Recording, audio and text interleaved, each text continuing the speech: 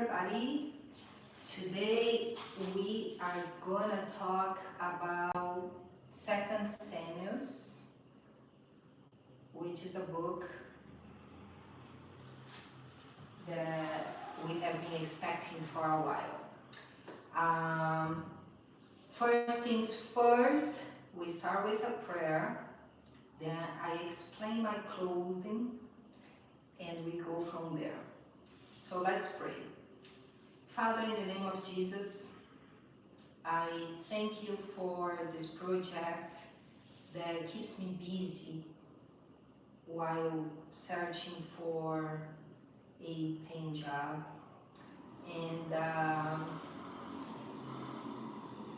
contrary of what people think when they see someone dressed like this, the reason why I'm here 3 months without making money yet is because I'm not a prostitute, I'm not selling myself. So this clothes doesn't say about me what I may be judged by people.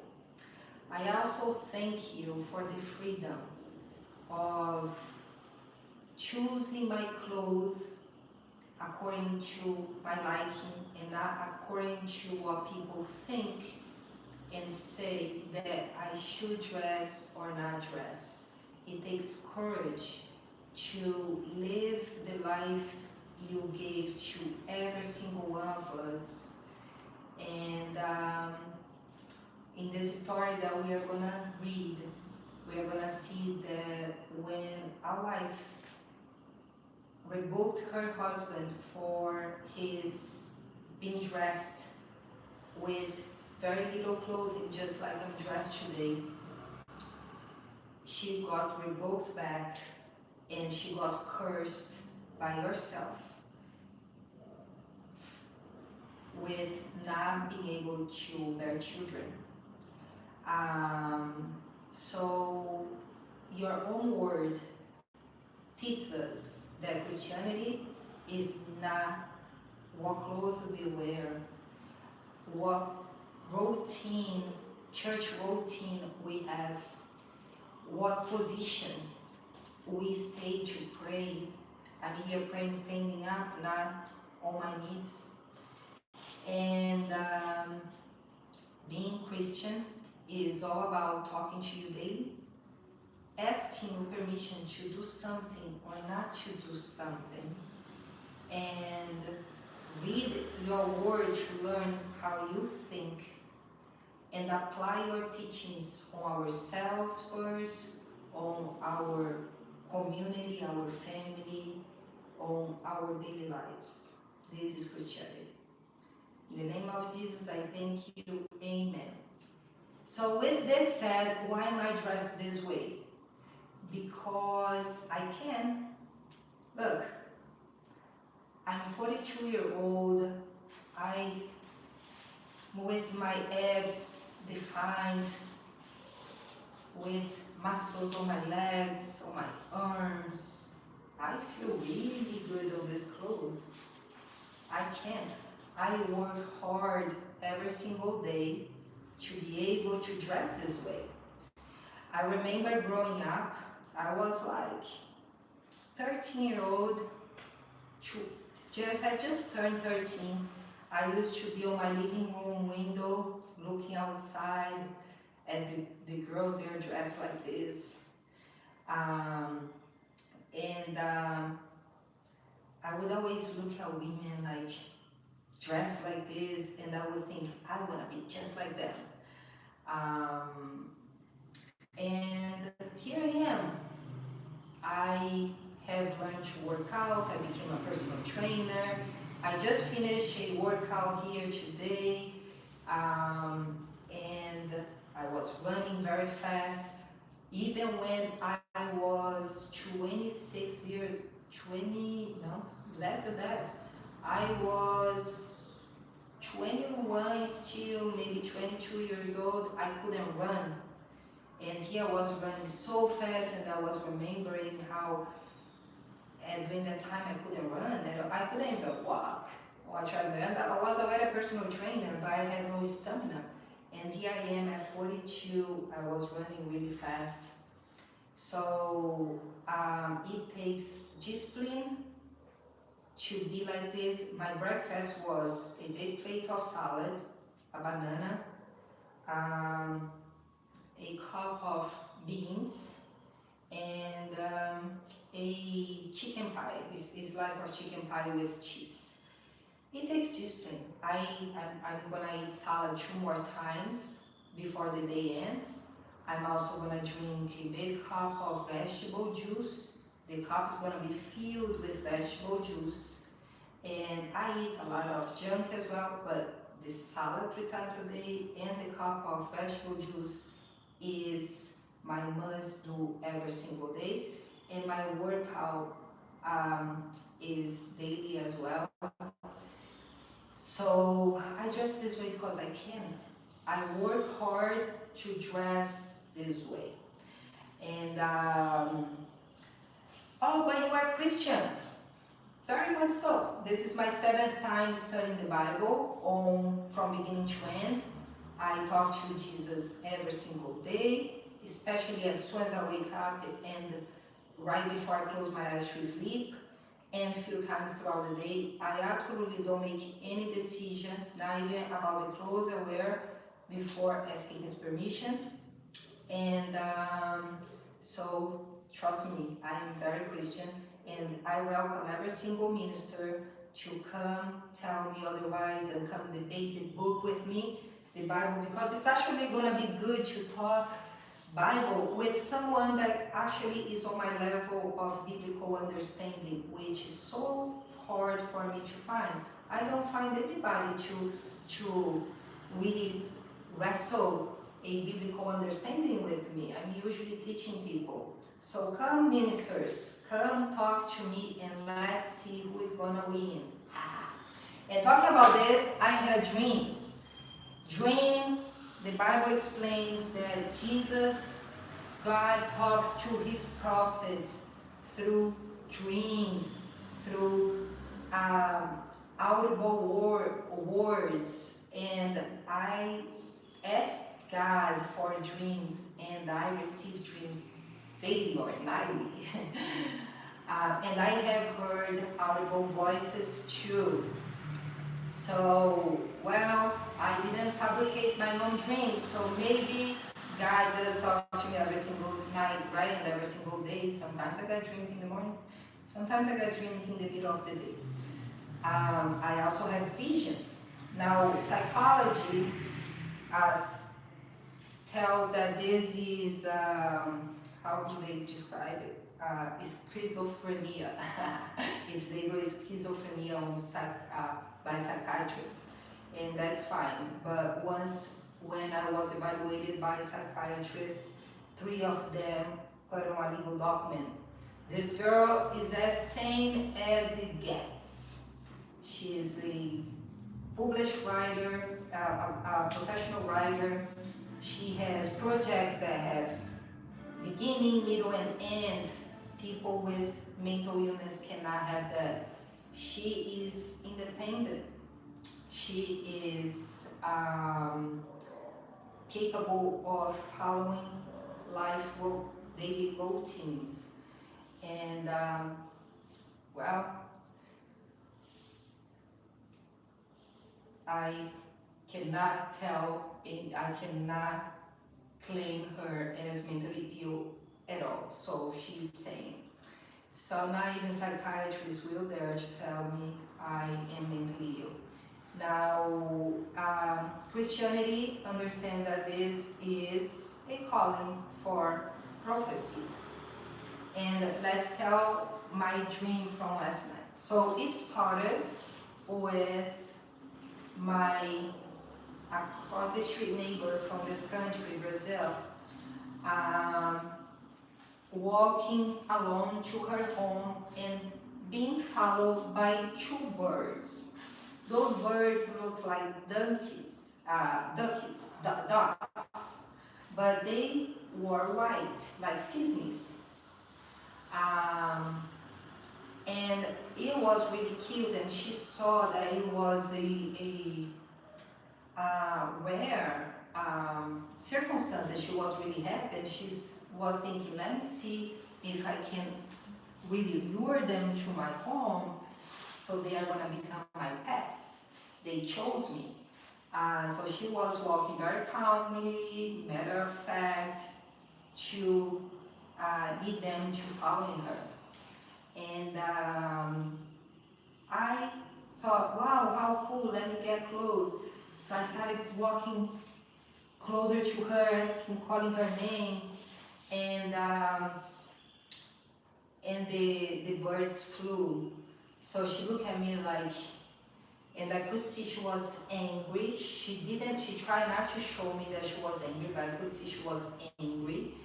And, but I could understand her thoughts, and her thoughts were, I will just not say anything because you are like a daughter to me. I really love you as my daughter. And so I will just let go. But if it were anybody else, I would preach a sermon to them right now. Then I'm like, oh man, so upset. I really wanted those birds to enter her home. I never thought this would happen. And then at that moment, I remember a former landlord from the United States, from the time I was pregnant until the time, from the time I was pregnant of my son. And that I was walking with my bird, Lindsay Lohan, on my shoulder outdoors, taking a walk outdoors with her. And he thought that was so cool, and he approached me. And once he got close to me, the bird flew away. And I'm like, I was so upset. I'm like, oh my God, my bird. And but in my mind, it's like, I know he didn't intend to do this. He didn't do this maliciously. So I won't vent my anger to him, but I'm so angry. And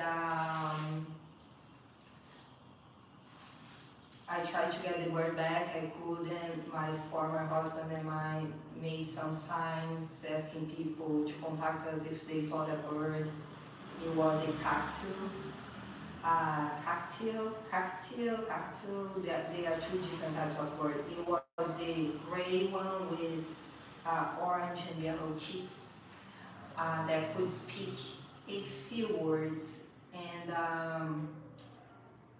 and we chased the bird would respond back, but that bird has no sense of direction, so the bird wouldn't be able to come back, would just keep flying away. And then on that very night, we had the worst storm I've ever seen in my life, and I don't even know if the bird survived that storm, because it was the first time since birth that the bird was let loose. So the bird's name was Lindsay Lohan. So I remember, and it was almost like showing me like this is how she felt, and you know, it wasn't a malicious act. Just like you didn't intend to make these birds fly away,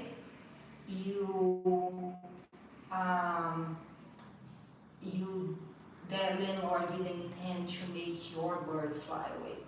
But it was also showing me that those birds, they were wild. They were equipped to be outdoors. So it was almost a dream showing me that bird survived. Don't worry, that bird survived. When animals are our pets, we are the ones taking care of them.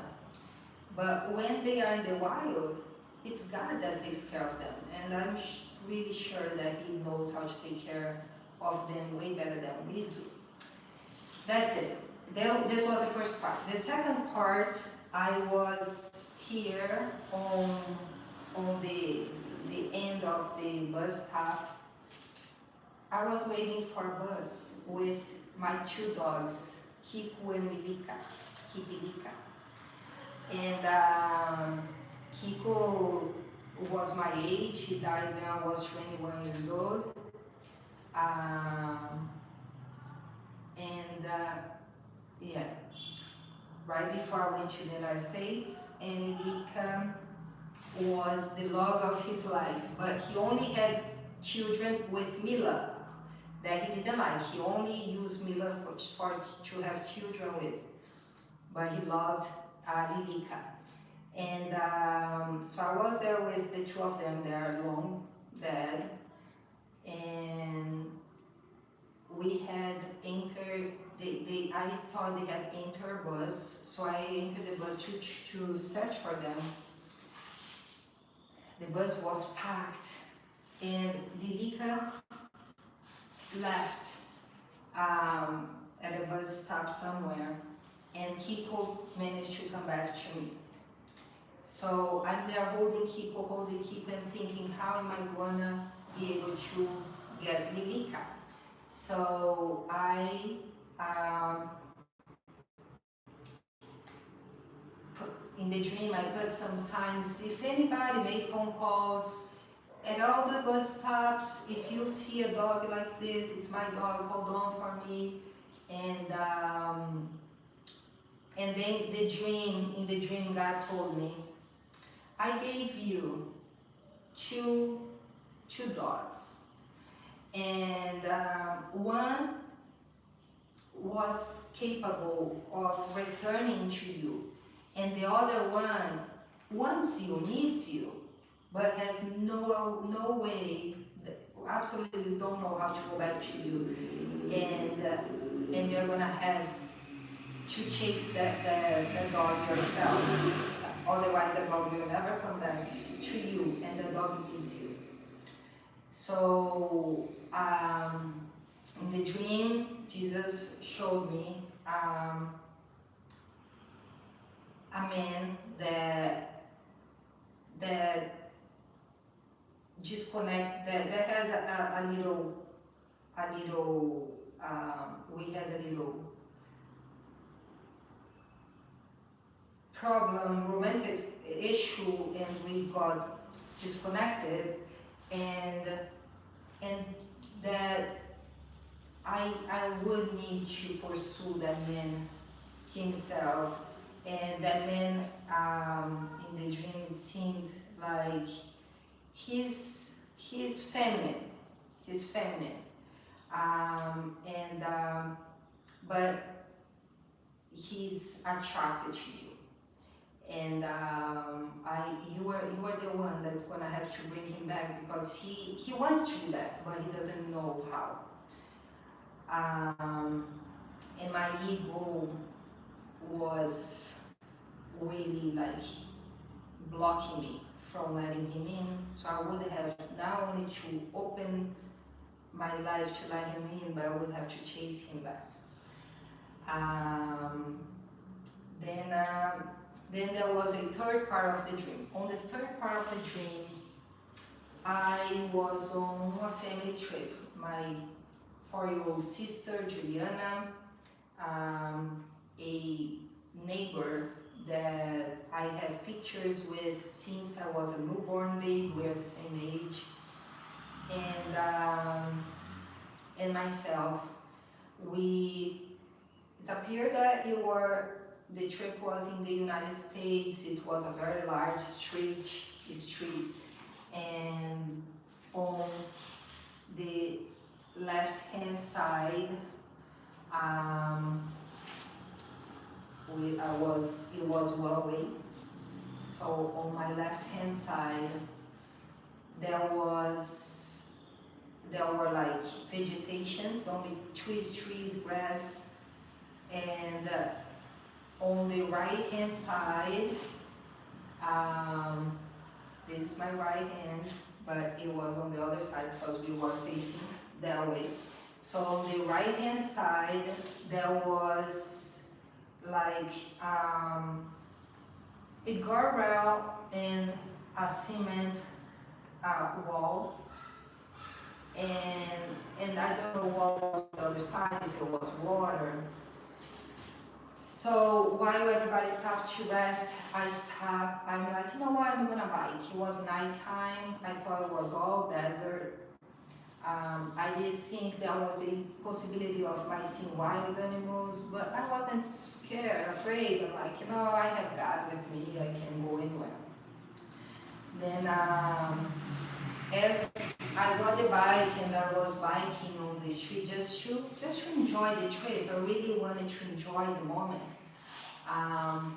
There came an African American man that was homeless, and he chased me. First I went by there by myself by car, and he saw my car. He chased the car, and I was impressed with how fast that man was.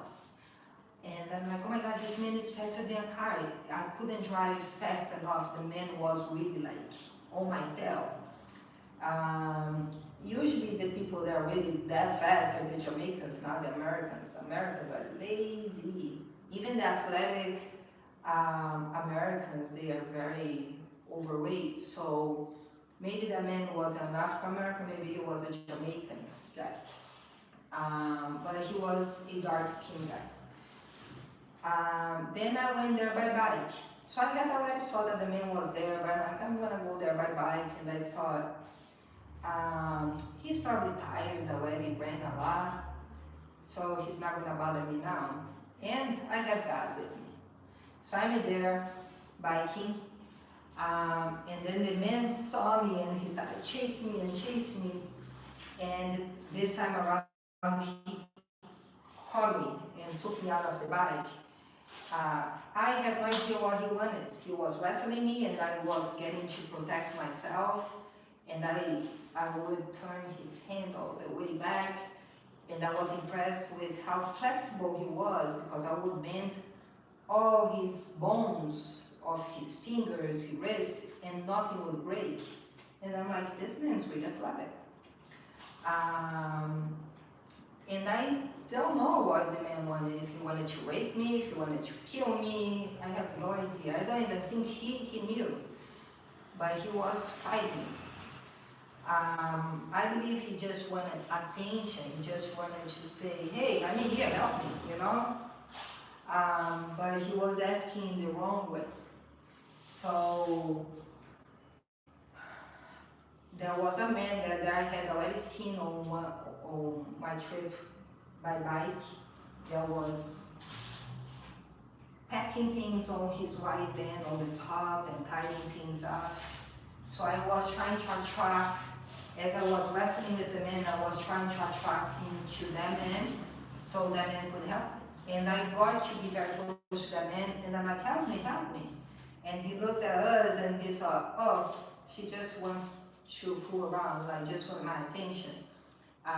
They are just joking. And the man kept coming on me heavy, and I really was getting to defend myself. I didn't get to strike him, but I got to defend myself, and kept screaming, help me, help me, help me. And then the guy looked again and he saw, this is serious.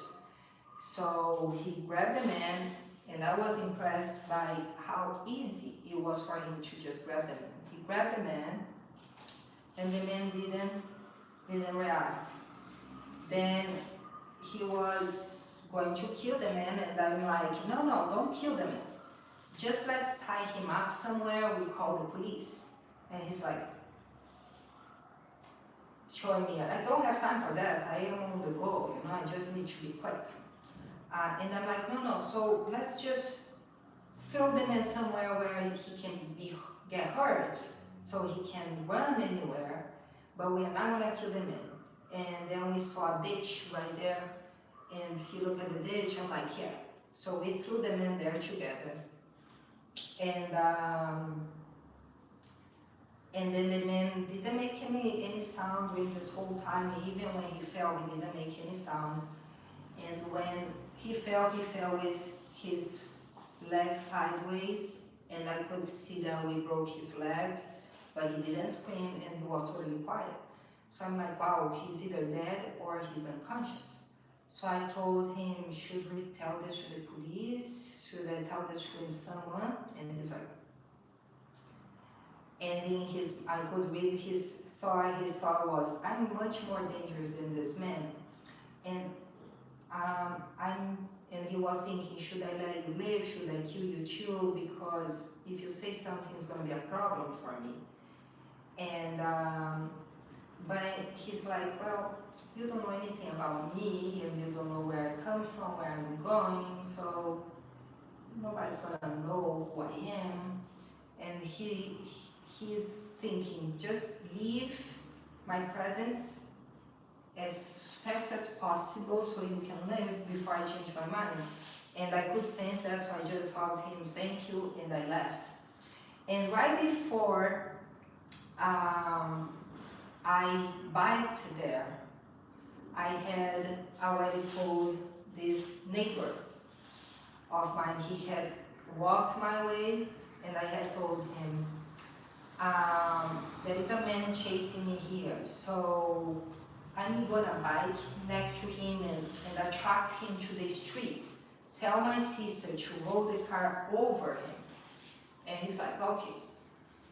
Then I waited for the right time to think, oh, he had enough time to reach my sister, and for my sister should be coming on her way now. And so I wanted to pretend she was just a random driver, right? So that's why I biked near him, thinking she's gonna come, he's gonna come for the attack, and she's gonna roll the car over him. But she never came, so the guy caught up with me, and this man helped me, and we threw the guy on the ditch and agreed that we would just pretend that they never happened. Then there was a dream. I didn't know if he was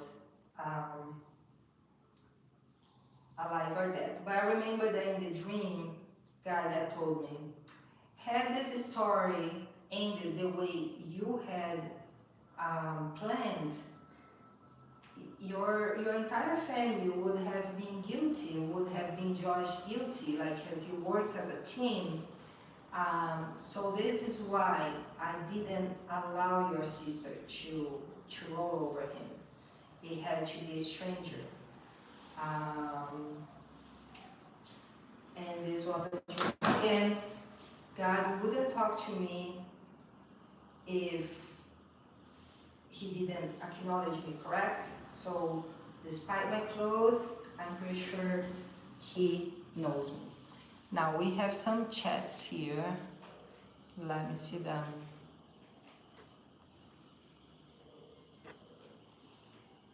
Is this another Christian thirst trap? Hi, Hamobu. I let you be the judge of that. When I have a question, I ask Jesus my question. So if you are a good Christian, you should ask Jesus for that question yourself. Hi, everybody else. Hello.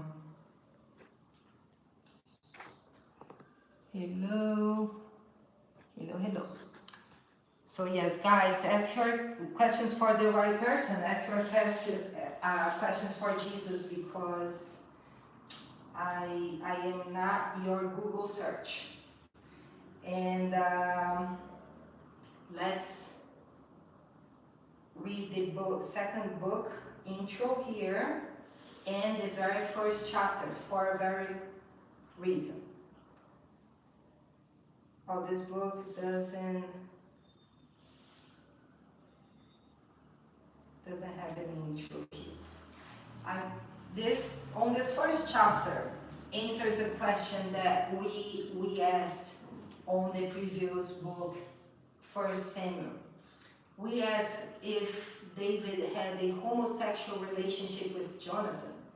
And the way this book starts, it really makes me think so. My personal opinion is that yes, there was a homosexual relationship between King David and Jonathan. And if that did happen, it's just another confirmation that God doesn't choose people to serve him because they are saints. He chooses people because he has a specific mission through that person. He chooses whoever he wants. In that very dream that I told you about, we see that there was a change of heart, right? Initially, I wanted my sister to just go roll over the guy, like kill the guy. Later, I stopped the stranger from killing him, like, no, let's just detain him. And once I saw that, he's like, hey, I don't have time to wait for police, for this, for that. You know, if I leave the man here, tied up near you, what may happen? A tragedy can happen to you. So I still like, let's just hurt him a little bit, like maybe break a few bones so he can move, but not kill him. So there was a change of heart, right? Sometimes God chooses bad people to show a change of heart. And once he chose King Saul, to be king, we saw there on that study that he kept changing Saul's heart. Now, here we are going to see that David was a very sinful man, but God chose him, saying, he's a man whose heart is like mine. So let's read chapter 1. David hears of Saul's death. After the death of Saul, David returned from striking down the Amalekites and stayed in Ziklag 2 days. On the third day, a man arrived from Saul's camp with his clothes torn and dust on his head. When he came to David, he fell to the ground to pay him honor. Where have you come from? David asked him. He answered, I have escaped from the Israelite camp.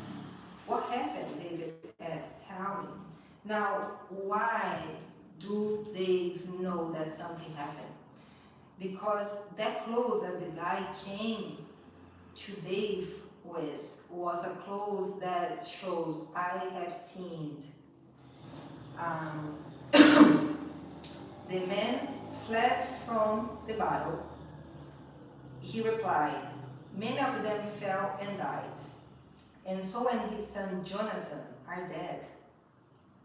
Then David said to the young man who brought him the report, how do you know that Saul and his son Jonathan are dead? I happened to be on Mount Gilboa.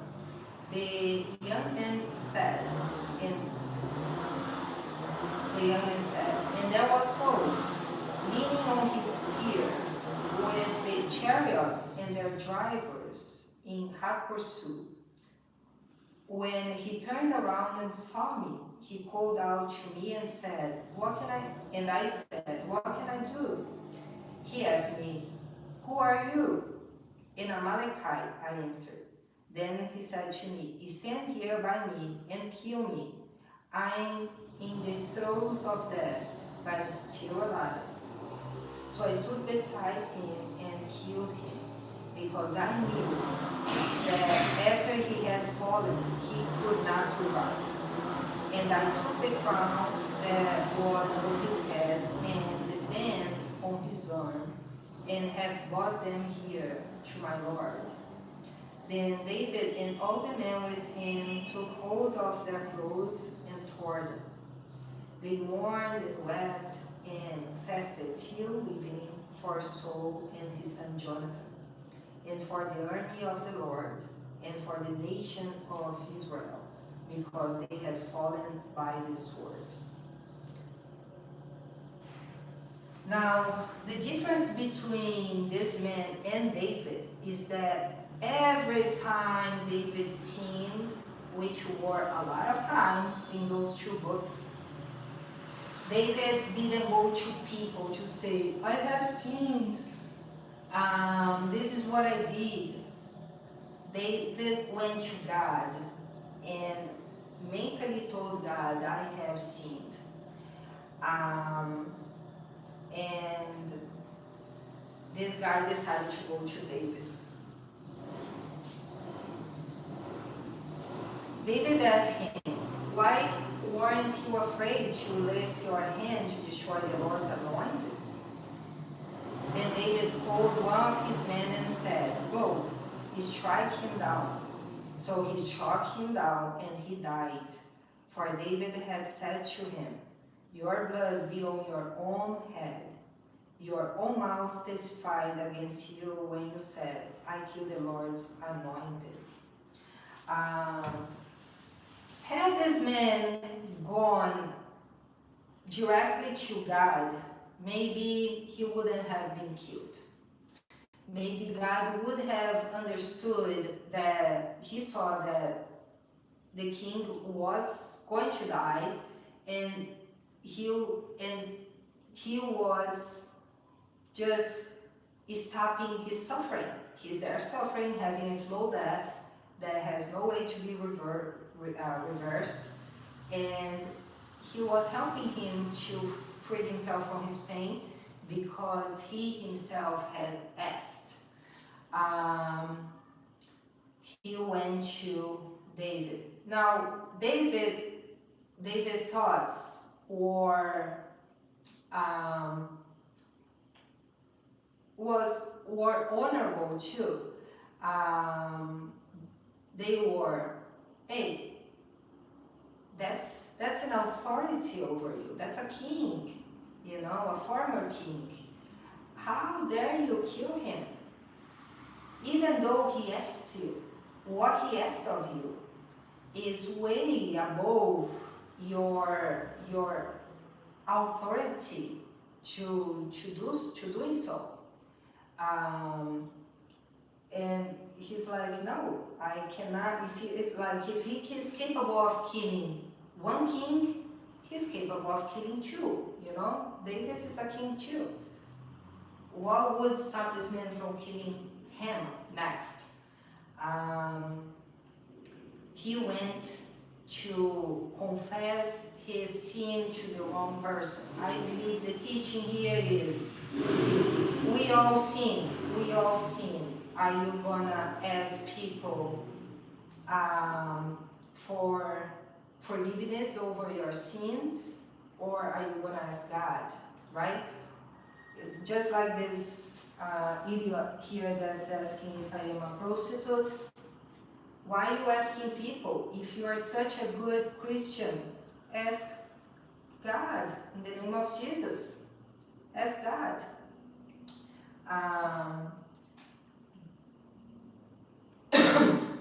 David's lament for Saul and Jonathan. David took up his lament concerning Saul and his son Jonathan, and he ordered that the people of Judah be taught this lament on the bow. It is written in the book of Jashar. A gazelle, so David is now going to recite a poem, right? To honor the memory of King Saul and his son Jonathan. A gazelle lies slain on your heights, Israel. How the mighty have fallen. Tell it not in Gath. Proclaim it not in the streets of Ashkelon, lest the daughters of the Philistines be glad. That means don't go just talk on the street, because those atheists, those people that don't regard God might just be happy with those news. Mountains of Gilboa, may you have neither dew nor rain. May no showers fall on your terrace fields, for there the shield of the mighty was despised. The shield of Saul no longer rubbed with oil. So here he's cursing the place. Just because Saul who died on that place, he's like, this place is cursed. From the blood of the slain, from the flesh of the mighty, the bow of Jonathan did not turn back. The sword of Saul did not return unsatisfied.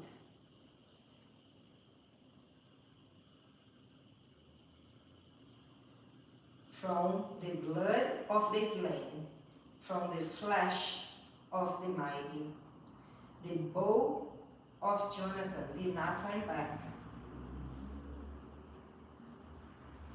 The sword of Saul did not return unsatisfied, which means they, even dead, they got revenge. Saul and Jonathan, in life they were loved and admired, in death they were not parted.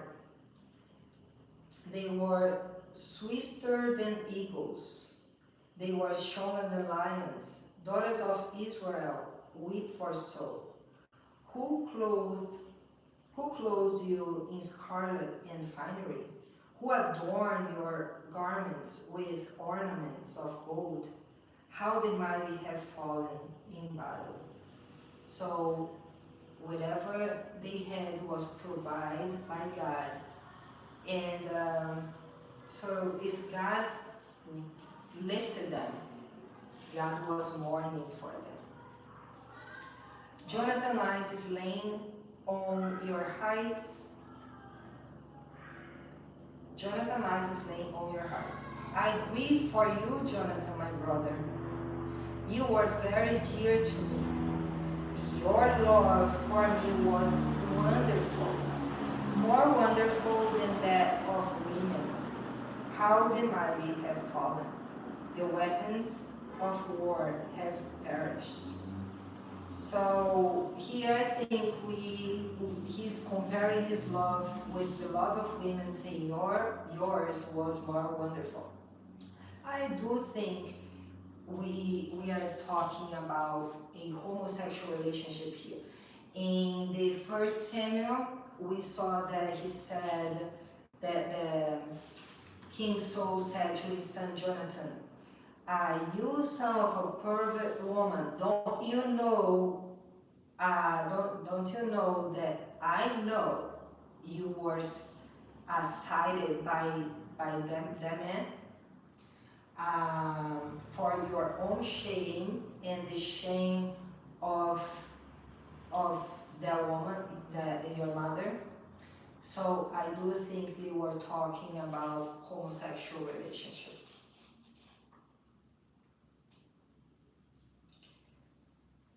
Then on chapter 2, David got anointed as king over Judah.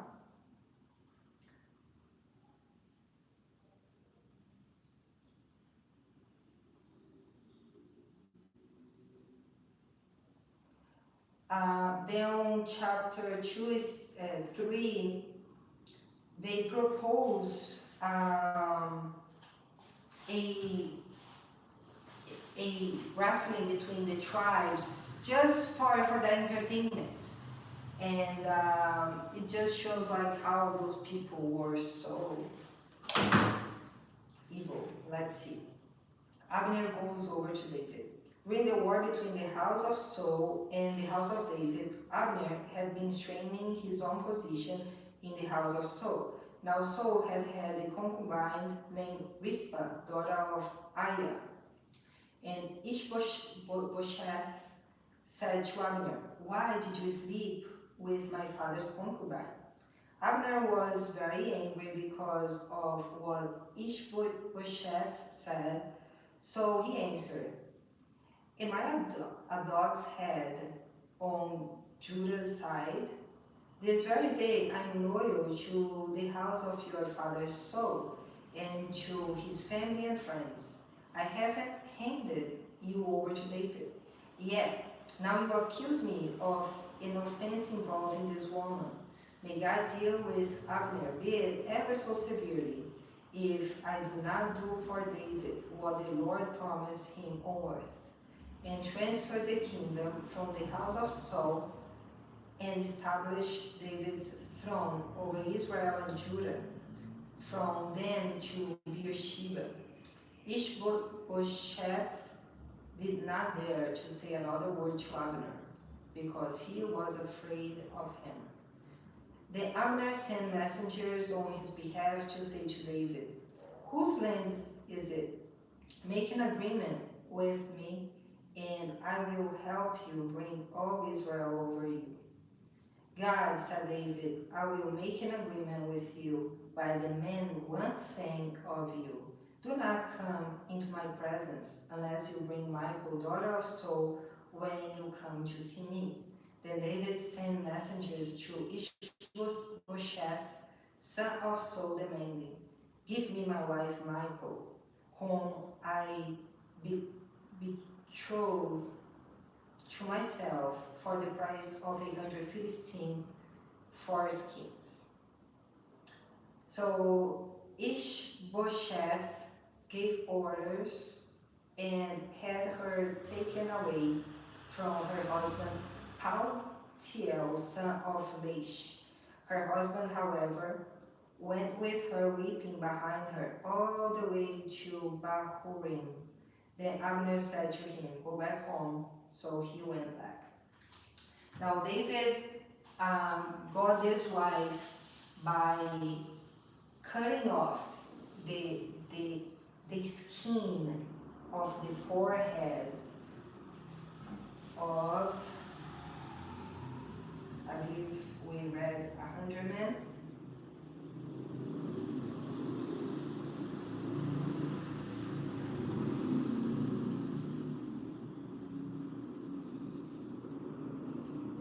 For 100 Philistines.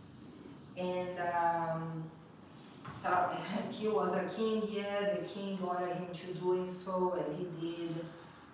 And he still was called to be a king. He committed murder, like, of 100 men, just to begin. Abner conferred with the elders, and then his father gave his wife, as he abandoned his house. He fled home to save his life, so he abandoned the marriage. And his father gave her in marriage to another man. But he's like, no. I didn't abandon my home. I was forced out of my home for my own sake, to save my life. That, I don't care that you gave my wife to another man. That wife is mine. I demand her back. And they took her back by force, and her husband, even though he loved her, he had to let go of her. Abner conferred with the elders of Israel and said, "For some time you have wanted to make David your king. Now do it. For the Lord promised David by my servant David, I will rescue my people Israel from the hand of the Philistines and from the hand of all their enemies." Again, what does that mean? Now do it, for the Lord promised David, by my servant David, I will rescue my people Israel from the hand of the Philistines and from the hand of all their enemies. That means war. That means murder. So it's wrong to say God is love, God is everything. We are image of God because it's everything. It's war, it's life, it's death, it's anger, it's happiness, it's everything. Unless you are reading this book, don't say that you know who God is, because you are going to be just like this idiot that looks at something and makes a statement based on his personal beliefs that are pre-instilled on him by the gang he belongs to, whether this gang is a Catholic gang, is any fanatic gang that claim to be preaching the Bible but doesn't even know shit about this Bible. Because if you know something about this Bible, the first thing that this Bible teaches you is go ask your questions to God in the name of Jesus. Otherwise, God won't respond to you. So you wouldn't be talking to a pastor or a minister to begin with. You would learn from the pastor, from the minister, to go talk to God and learn that the right way of doing so is acknowledging his son, Jesus.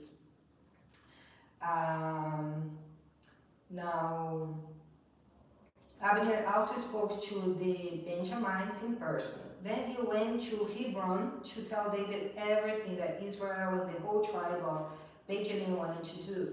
When Abner, who had 20 men with him, came to David at Hebron, David prepared a feast for him and his men.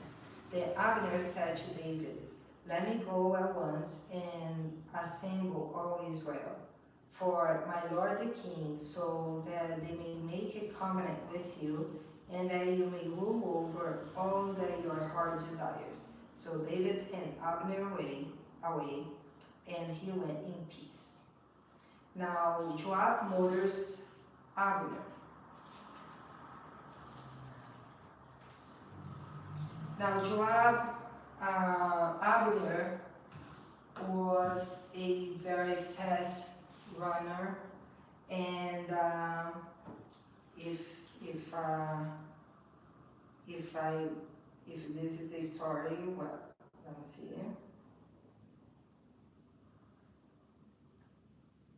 Oh no, this is not that story.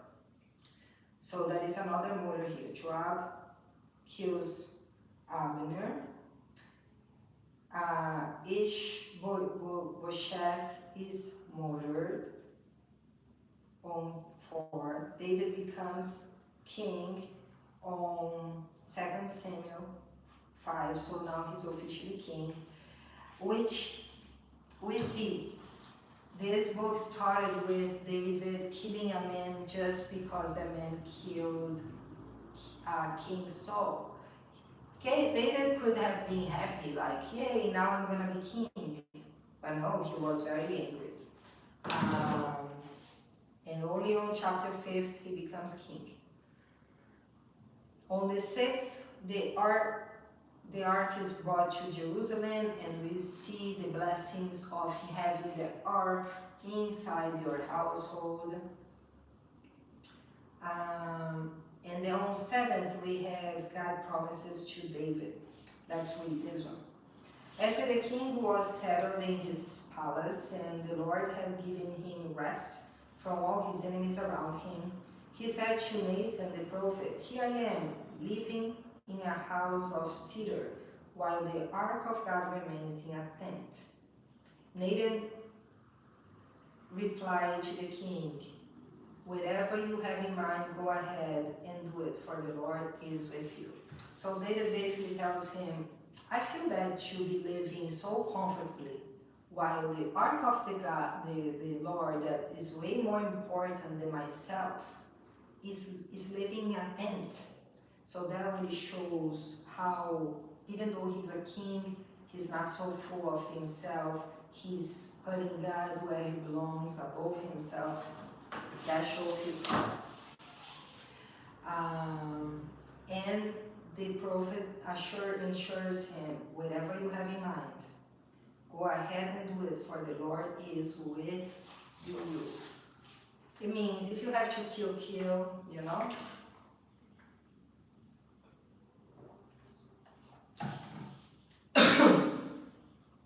But that night, the word of the Lord came to Nathan, saying, "Go and tell my servant David, this is what the Lord says. Are you the one to build me a house to dwell in? I have not dwelt in a house from the day I brought the Israelites up out of Egypt to this day. I have been moving from place to place with a tent as my dwelling. Wherever I have moved with all the Israelites, did I ever say to any of their rulers, whom I commanded to shepherd my people Israel, why have you not built me a house of cedar? So this is the word of God saying, do you think I live in a house? Are you crazy?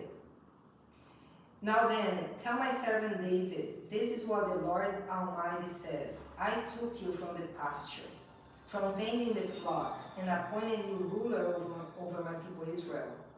I have been with you wherever you have gone, and I have cut off all your enemies from before you. Now I will make your name great, like the names of the greatest men on earth. And I will provide a place for my people Israel, and will plant them so that they can have a home of their own and no longer be disturbed. Wicked people will not oppress them anymore, as they did at the beginning, and have done ever since the time I appointed leaders over my people Israel. I will also give you rest from all your enemies. The Lord declares to you that the Lord himself will establish a house for you. When your days are over and you rest with your ancestors, I will rise up your offspring to succeed you, your own flesh and blood, and I will establish his kingdom. He is the one who will build a house for my name, and I will establish the throne. Ooh. When your days are over and you rest with your ancestors, I will rise up your offspring to succeed you, your own flesh and blood, and I will establish his king.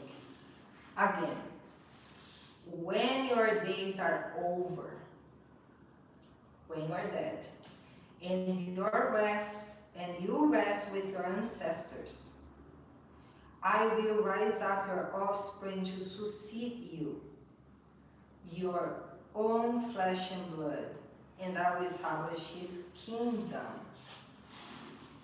He is the one who will build a house for my name, and I will establish the throne of his kingdom forever. I will be his father, not her father.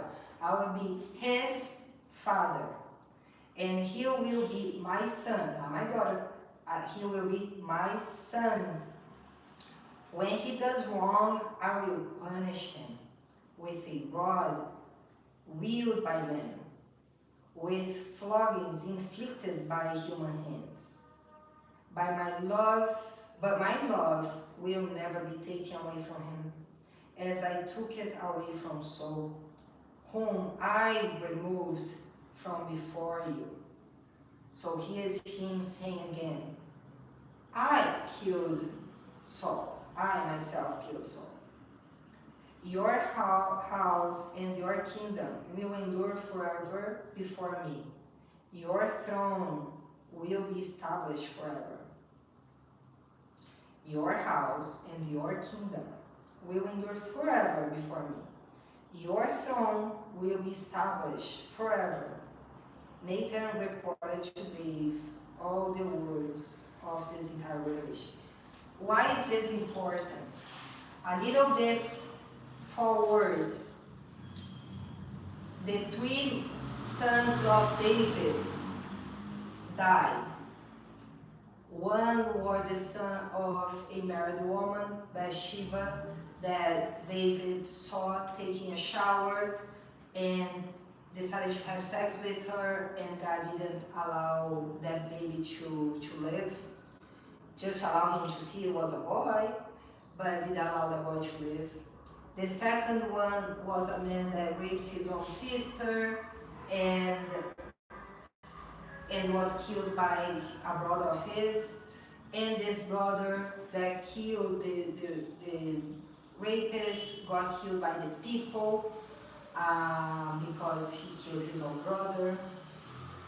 So David was like, you know, who is gonna bring my name forward?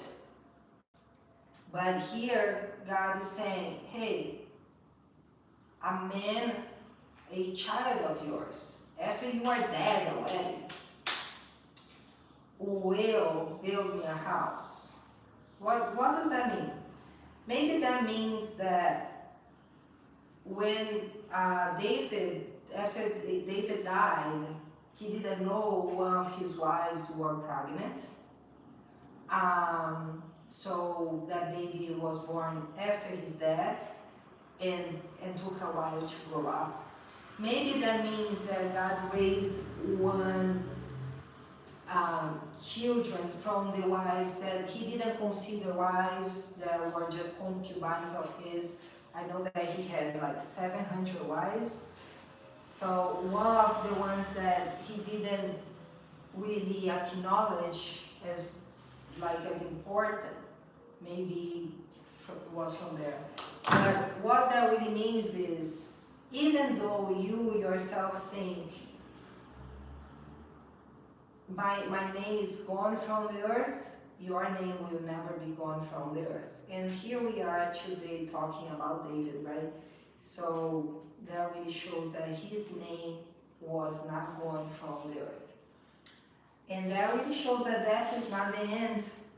It's not because we are not capable of seeing how something works that it doesn't work.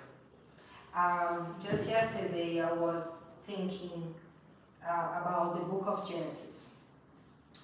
It says on the first day, like the earth was there, dark, without shape, and God said, let there be light, and there was light. And there came the night, there came the day, and it was the first day. There came the evening, there came the night, and there was the first day. And then on the second day, God gave a second order and said, and that came true. And that came evening, night, and there was the second day. And this kept happening for 6 days. And on the seventh, he rested. So out of nothing, he said, let that be something. And he said exactly what he wanted that to be, and that became. Is that possible? Do you believe that was possible? You know, a few years ago, we didn't think that was possible, right? But today we have artificial intelligence where we tell them, make this happen, and it happens. Make that happen, it happens. I want to see this, it happens. I have a few people representing my company for me on my Instagram. If you're not there on my Instagram yet, it's Lotus Book Clubs. Lotus is spelled as the flower lotus, Lotus, Lotus. Book Clubs, B-O-O-K,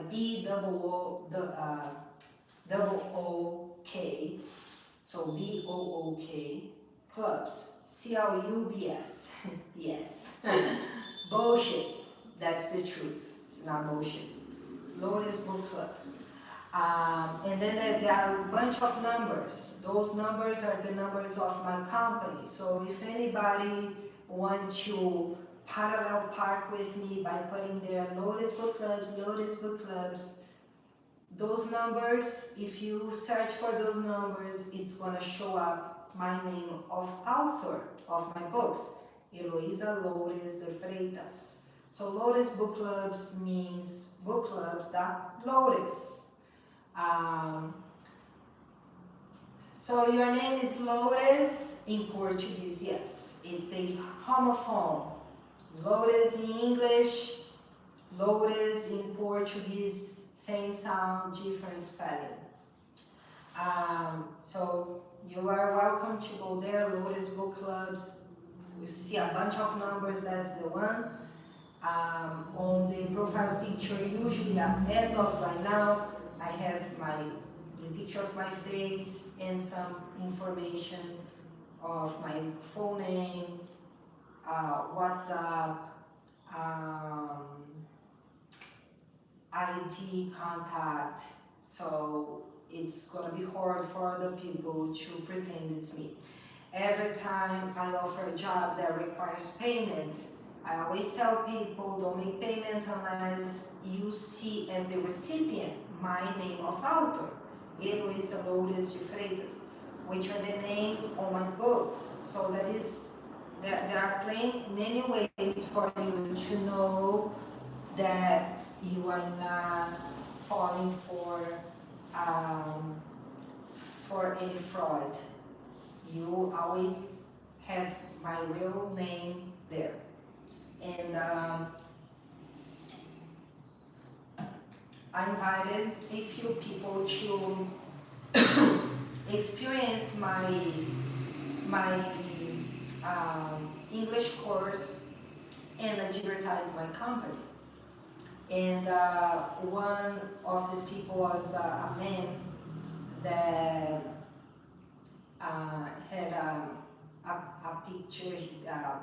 picture like watching a movie, and I'm like, okay, so we are gonna do this. We are gonna have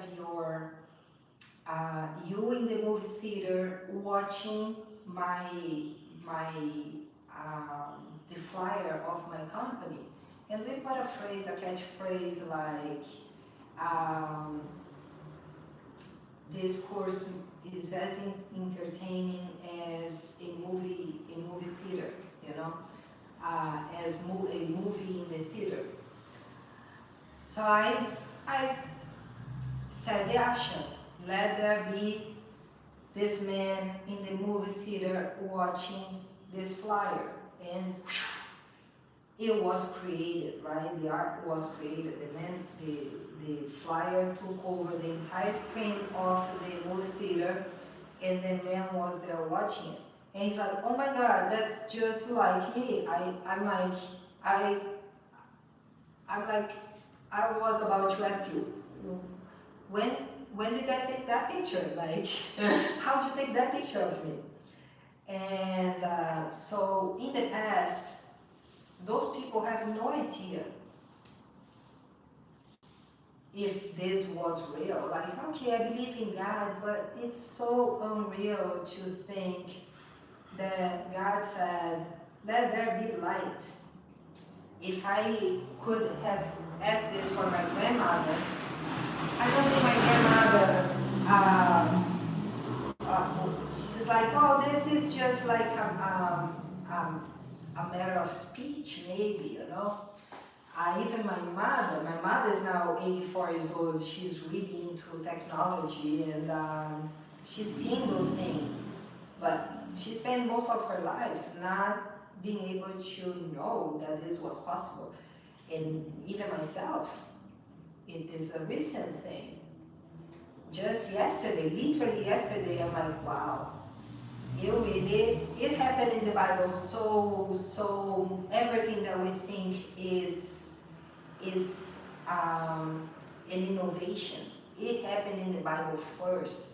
The Bible, right in the very first book of the Bible, in the very first page, God had the artificial intelligence of saying, let there be something. And that very something was created. So here God is saying, after you are dead, I'm going to bring you a son, and your son is going to build me a house. So David thought he had no one to bring forward his name, and this promise is, yes you do.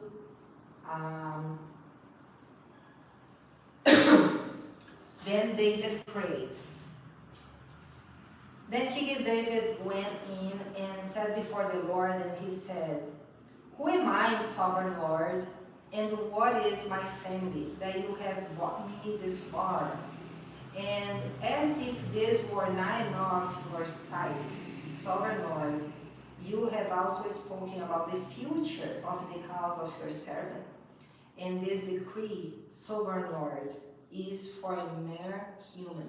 Now this is a king saying, everybody looks at me like, oh, David, David, the red carpet, David.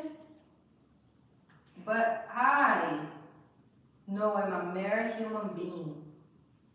And who are you to be this thoughtful of me? Who am I that you are so thoughtful of me, this thoughtful of me? So he acknowledged that God is the guy, not himself, and everything he is just because of God. What more can David say to you? For you know your servant, sovereign Lord.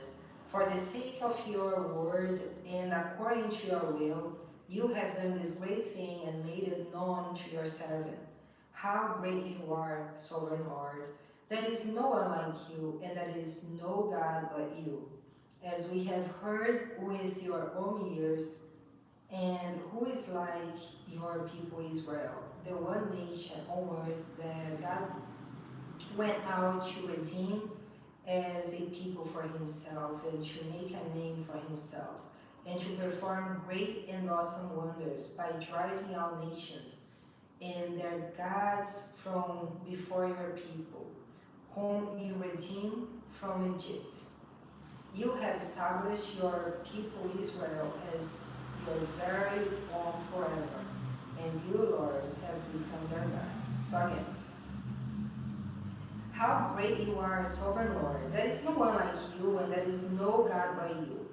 As we have heard with our own ears, and who is like your people Israel, the one nation on earth that God went out to redeem as a people for himself, and to make a name for himself, and to perform great and awesome wonders by driving out nations and their gods from before your people, whom you redeemed from Egypt.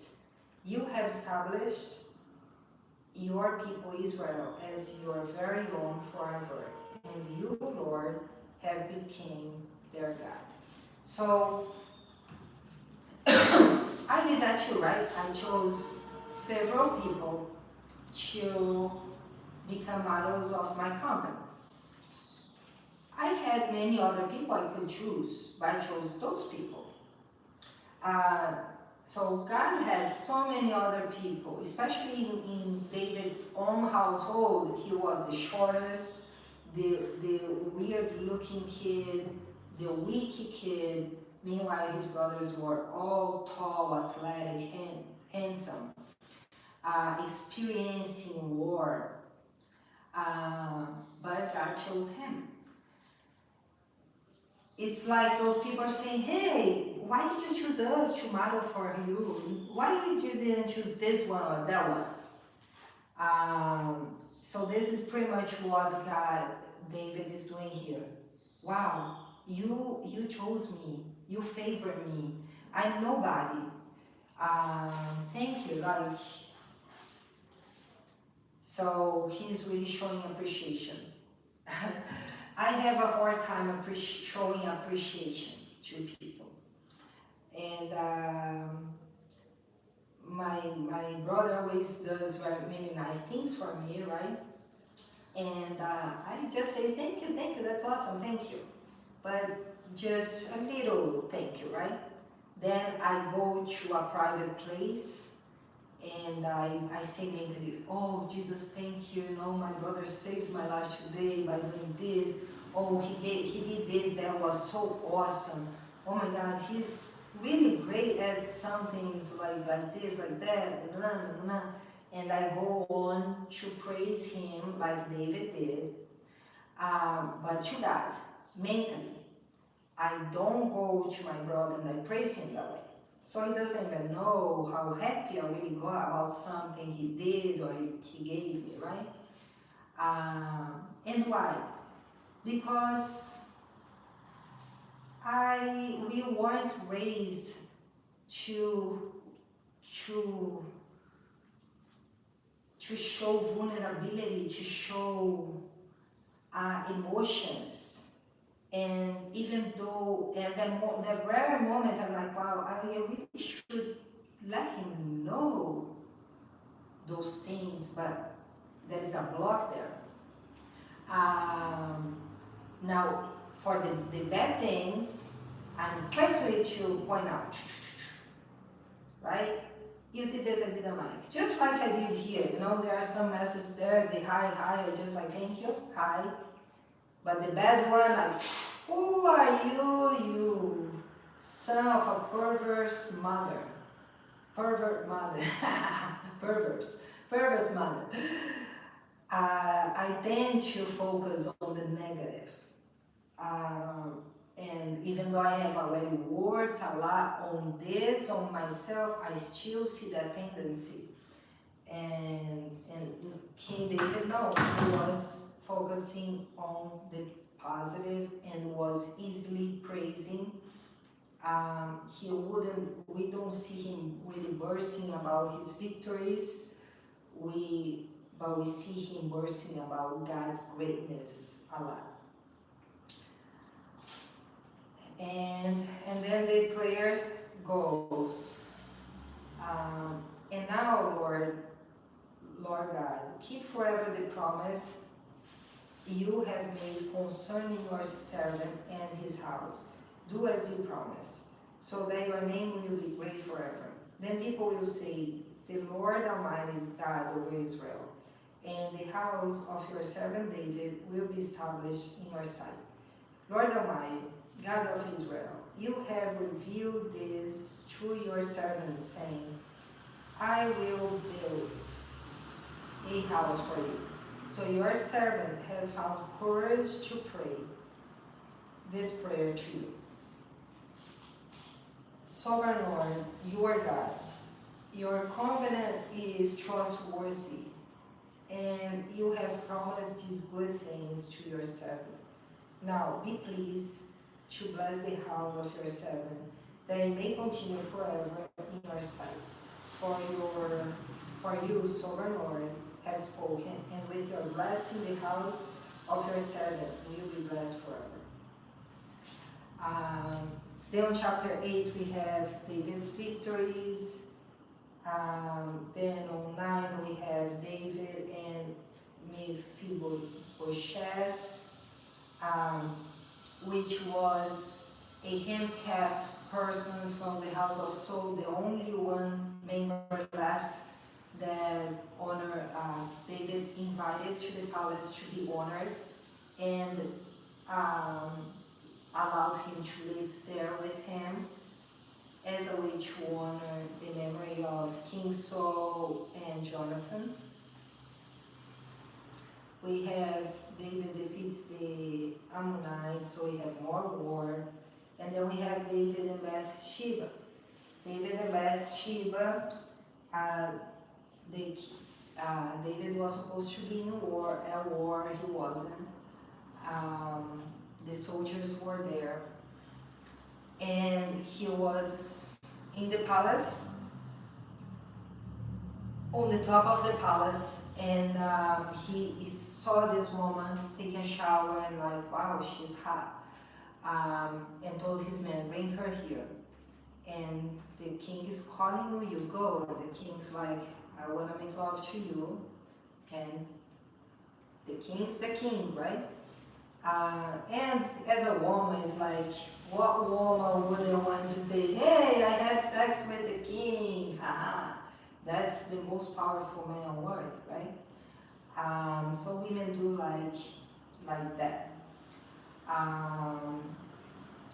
So maybe she went by his level of power. She feared his killing her if she didn't.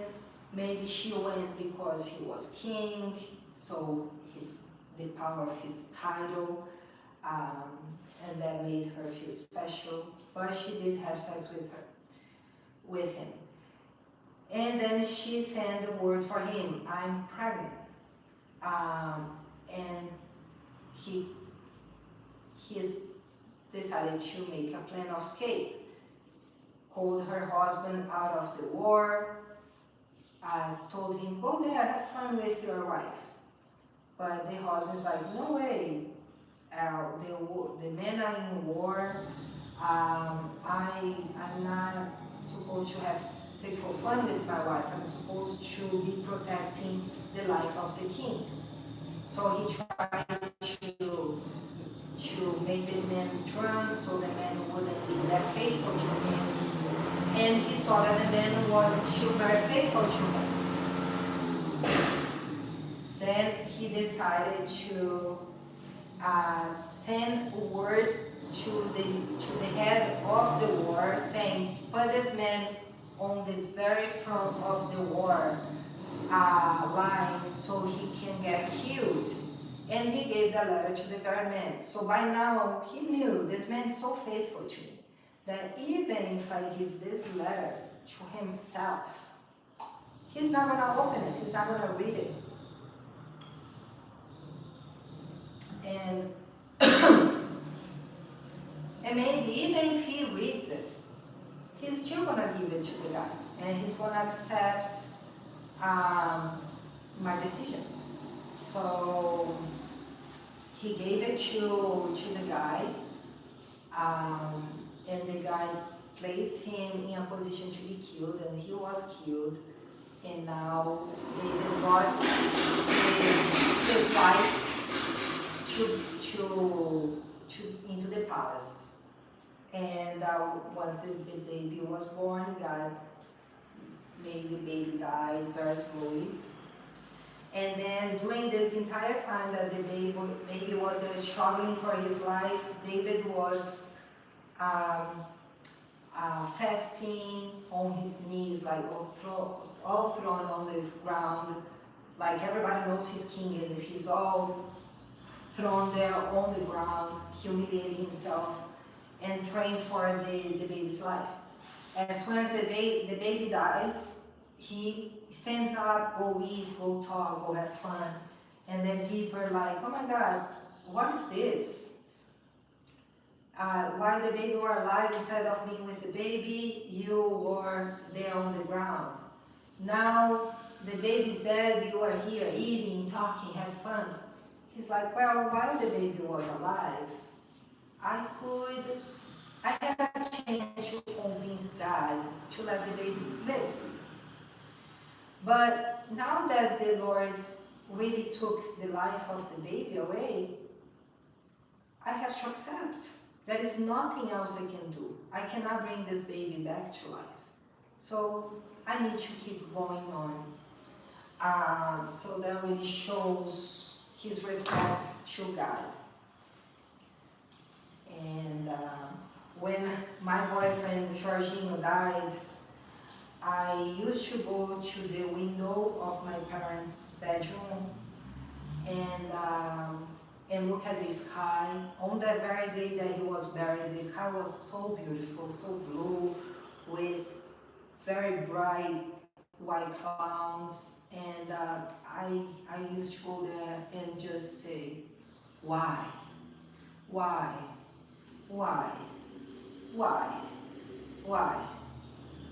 There was nothing else I could say, just why? And every day I would be like, I would go there like, why? Why? Why?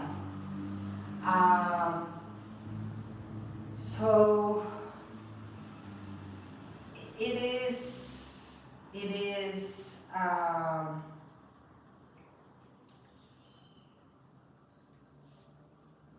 something like difficult to accept, right? Death. But David knew why, and he didn't get angry with God like I did. When I went to the United States, I'm like, God, in Brazil, I was obliged to worship you. I was obliged to go to church. But guess what? Now I'm here, I have no family in the United States, so see you later. And man, in Brazil, my life was so blessed. And in the United States, it was Every step was a worst step, a worst step, a worst step, and it was 21 years of pure hell. 21 years of heaven in Brazil, 21 years of hell in the United States. But God didn't do that. David, even though he wanted that child so badly, he didn't turn his back to God because of God's decision. He accepted, continued to worship God just as before. So the teaching here is we embrace the good, we have to embrace the bad. And also God is not looking for pure people. David sinned again. He just had sex with a married woman. He murdered her husband just to cover up her pregnancy outside of the marriage. And God was still with him, still talking to him after that.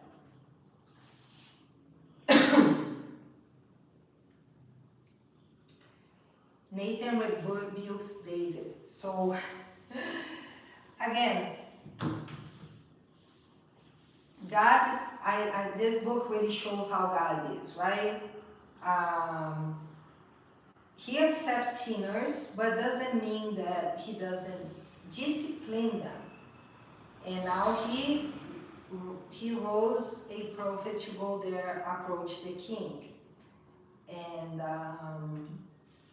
so this prophet's gonna tell him, hey, even though you know, deep down, you might not be really aware that whatever you did was a very awful sin, so I'm gonna tell you. And this is how the prophet talks to David about the sin that he has just committed. The Lord sent Nathan to David.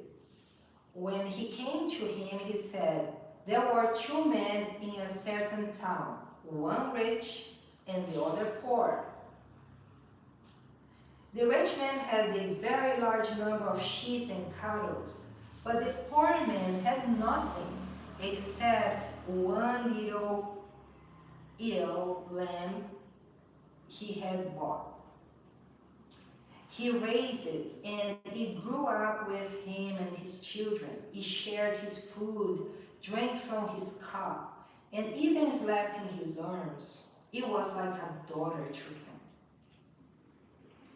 Now a traveler came to the rich man, but the rich man refrained from taking one of his own sheep or cattle to prepare a meal for the traveler who had came to him.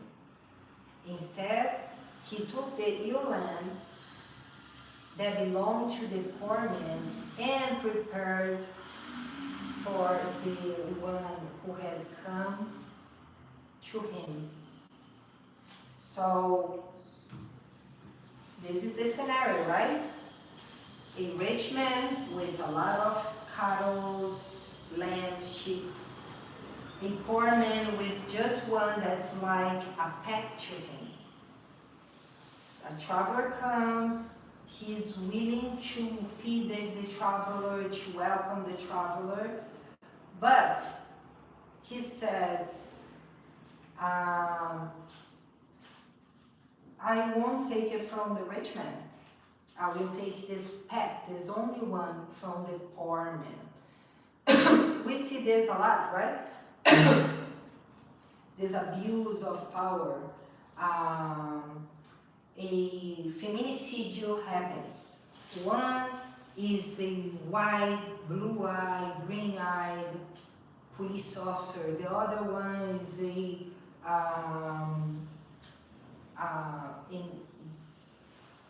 black immigrant, regular civilian, both did the same exact thing to that same woman, but they just want to punish the poor black man who is just a regular civilian. Nobody wants to punish the American police officer of white skin, green eyes. Both did the same exact thing. Why? Because we don't wanna look bad with like before our peers, right? Before our community.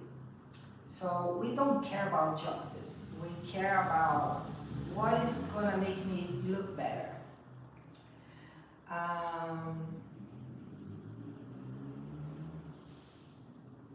David burned with anger against the man and said to Nathan, "As surely as the Lord lives, the man who did this must die. He must pay for the land 4 times over, because he did such a thing and had no pity." Now, here again, David, people are like, "Oh, David," but God is showing who David really is. And David was very severe man against the sin of other people. Everything for him is like, that's a death penalty. That's a death penalty. So God really showed him the situation as if someone else had done it. And he gave, that's a death sentence. Then Nathan said to David, "You are the man.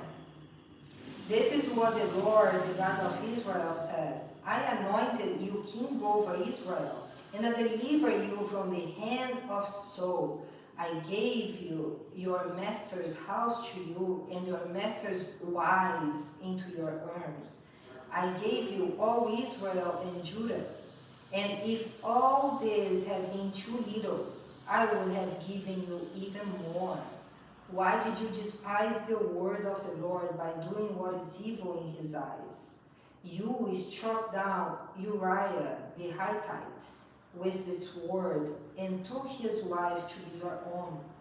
You killed him with the sword of the Ammonites. Now, therefore, the sword will never depart from your house, because you despised me and took the wife of Uriah the Hittite to be your own.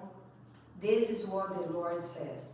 Out of your own household I'm going to bring calamity on you. Before your very eyes I will take your wives and give them to one who is close to you, and he will sleep with your wives in broad daylight. You did it in secret, but I will do this thing in broad daylight before all Israel. Then David said to Nathan, I have sinned against the Lord. Nathan replied, the Lord has taken away your sin. You are not going to die. So it was a death sentence, but you're not going to die. But because by doing this you have shown utter contempt for the Lord, the son born to you will die. Which is the story we just said. After Nathan had gone home, the Lord struck the child that Uriah's wife had born to David, and he became ill. David pleaded with God for the child. He fasted and spent the nights lying sackcloth on the ground. Remember the sackcloth? That's a symbol to show I have sinned. I redeem myself. I acknowledge I have sinned. So if he goes outside with that, everybody knows he did something wrong. That's why he asked the man, who are you? What happened? Tell me. Because his clothes showed him, hey, you did something wrong. Um,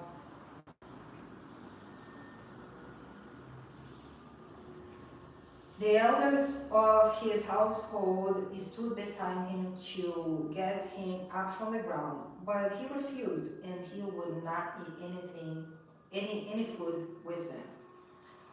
On the seventh day, the child died. David's attendants were afraid to tell him that the child was dead, for they thought, while the child was still living, he wouldn't listen to us when we spoke to him. How can we now tell him the child is dead? He may do something desperate, like kill himself, right? David noticed that his attendants were whispering among themselves, and he realized the child was dead. Is the child dead? He asked. Yes, they replied, he's dead. Then David got up from the ground after he had washed, put on lotions, and changed his clothes. He went into the house of the Lord and worshipped. Then he went to his own house, and at his request they served him food, and he ate. His attendants asked him, why are you acting this way? While the child was alive, you fasted and wept, but now that the child is dead, you get up and eat. He answered, while the child was still alive, I fasted and wept. I thought, who knows, the Lord may be gracious to me and let the child live. But now that he's dead, why should I go on fasting?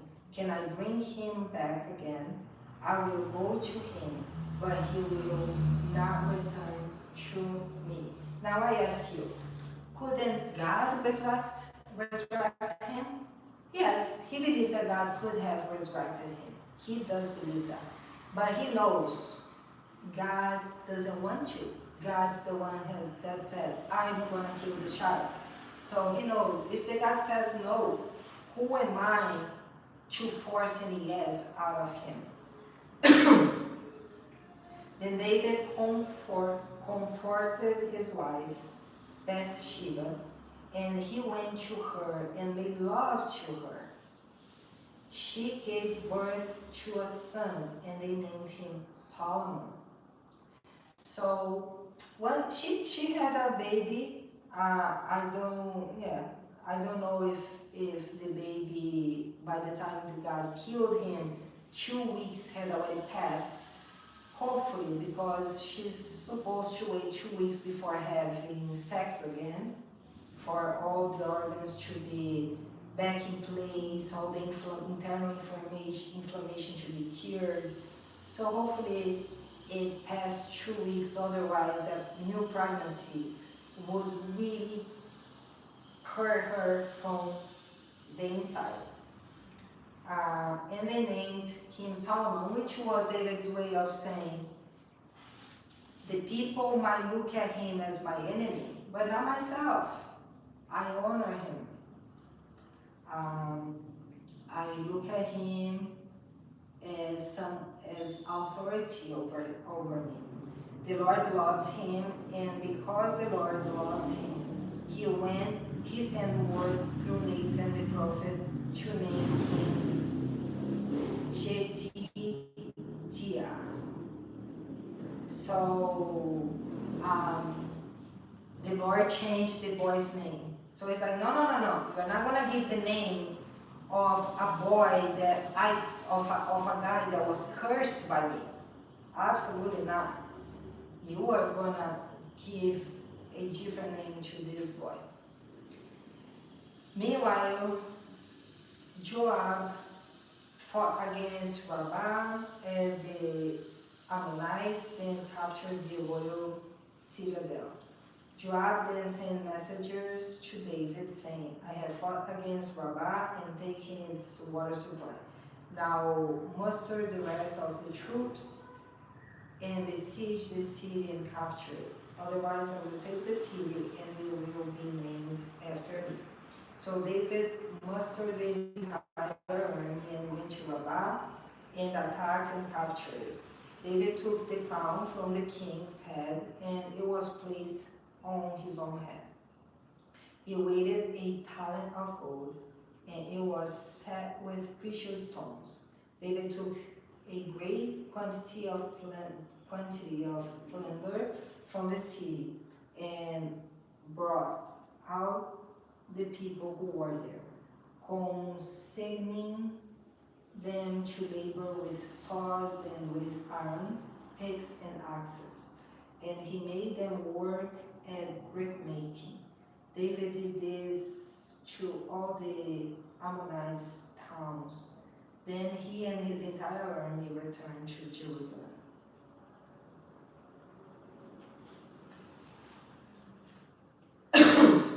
On the 13th is the story of Ammon and Tamar, the brother who fell in love with his sister, decided to rape her. As soon as he finished having sex with her, he despised her greatly, and then urged her to leave her home. And she said, it's gonna be a greater evil if you just let go of me right now. And he's like, get out of my face.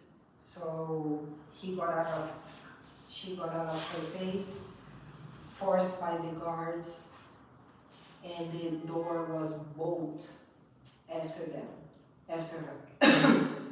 So she tore her clothes, put sackcloth over her head, and went home that way for everybody to know that she was covered by sin, right? So I have experienced this thing from the Bible. From age 12 to age 13, I had the same dream of this man. I could see his face, his body, and he was always coming to me on a white horse. His name was Paulo Sergio Fernandes Camacho. One day when I was 13 years old, I saw this man for real across the street. My neighbor is across the street talking to my neighbor's daughter. And as soon as I saw his face, I saw him, I'm like, that's the man I have been dreaming with for 1 year, that's the man. That was my very first dream of my life at 12 years old. So once I saw that man, I started looking at him, and I was going up to the deli, and I didn't want to stop looking at him, so I started walking backwards, going uphill. So that called his attention. Imagine, you are going uphill, right? And as soon as you look at me, you just start going uphill backwards because you don't want to stop staring at me. You're gonna call my attention. So I really called the man's attention. So he sent this girl to talk to me, and she's like, Lola, what's going on? When you look at this guy, I saw little hearts coming out of your face, of your head. And I'm like, that's the man of my dreams. And she's like, huh? And she walked back to him. So from then on, I thought, I'm gonna lose my virginity with this man. So I chased this man for 6 months by foot. I had a little motorcycle by motorcycle. And 6 months later, he finally gave up, and he's like, do you want to go out? I'm like, yeah. He's like, let's go tonight. When we went out, we were in a public party that used to happen every year. And to go out, at 13-year-old, I would never be able to. So I'm like, I need to do something to be able to go out.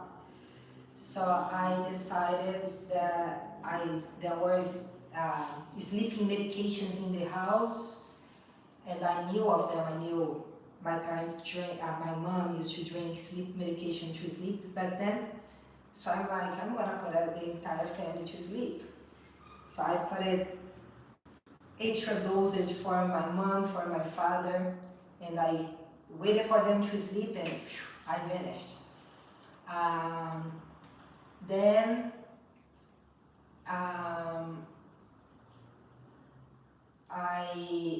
we were at this party, and he's like, it's too noisy here. There are a lot of people that know me. So let's go to my house. I'm like, yeah. So I went to his house, and he's like, let me show you around. Showed me all places around. Oh no, first he's there talking to me. So explain to me, what is it? Why are you interested in me? What happened? What's going on? And I'm like, you're the man of my dreams. And they just wouldn't develop the conversation from there. Like, what do you mean, the man of my dreams? And he's like, are you a virgin? I'm like, yes. You have never had sex with any man, no? And then I like questioning a bunch of things, and I was getting bored, and I'm like, and then he came and he kissed me. So I were there kissing and touching, and then he's like, let me show you my home. So he's walking me through all the rooms of his home, and then he reached his bedroom. So once he reached his bedroom, I sat down on the bed, and I just looked at him like, and in my mind at that moment I thought, I only leave this bedroom after I lose my virginity. I won't leave this bedroom without losing my virginity. So at that moment he looked at me like, and he smiled like really that big, and he just took his clothes off and came for the kill. The entire sex really lasted a long time. I really think we stayed there for definitely over an hour, maybe close to 2 hours. A lot of foreplay, and it was perfect night. If I could go back and do it again, I would do it all over again, just like that. Then we fell asleep. I planned on being home by 5 a.m., sneak back home, pretend I had slept. Everybody would still be sleeping at home because of the medications. But we fell asleep.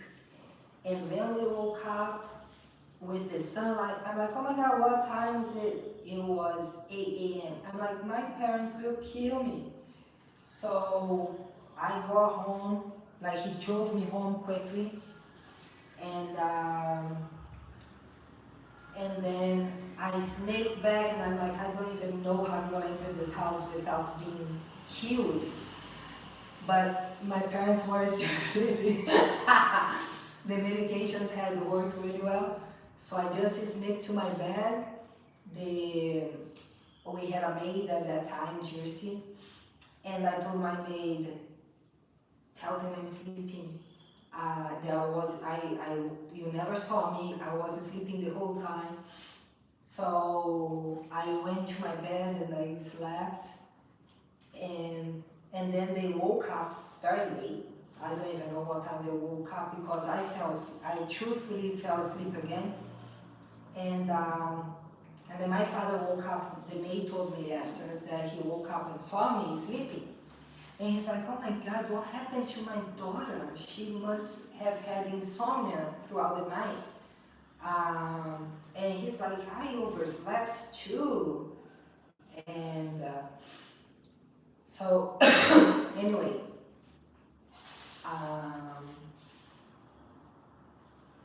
on the following, I wanted that sex so bad. I had worked for that sex for 6 months. I went with a man. I didn't care if I would ever see that man again. I just cared. I dreamed of this man for an entire year. I need to lose my virginity with this man. And on the next day, when I arrived home, before going to sleep, when I arrived home, I went to shower. I started feeling dirty. And I'm like, oh my God, what did I do? I sinned. I'm so dirty. So I went to the bathroom. I took my clothes off, sat on the countertop there, looked at myself in the mirror to see if something was changed, if people could know I was a virgin more just by looking at me.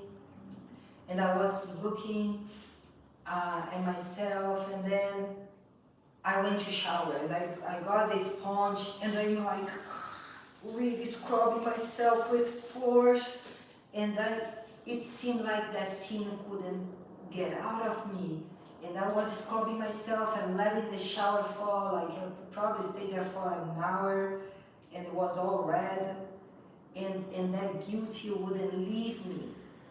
Then when I woke up, I slept, and when I woke up, I went to sit down on the main door that gives to the street. So I'm there sitting, and then he drives with one of his cars. He drove by, and if I recollect well, the car he was driving was a convertible car. And then he looked at me, smiled, his eyes were all shiny, like just like I used to look at him. Now he was the one looking at me, and he blew a kiss. And then I just stood up like serious and banged the door at his face, and I ran home.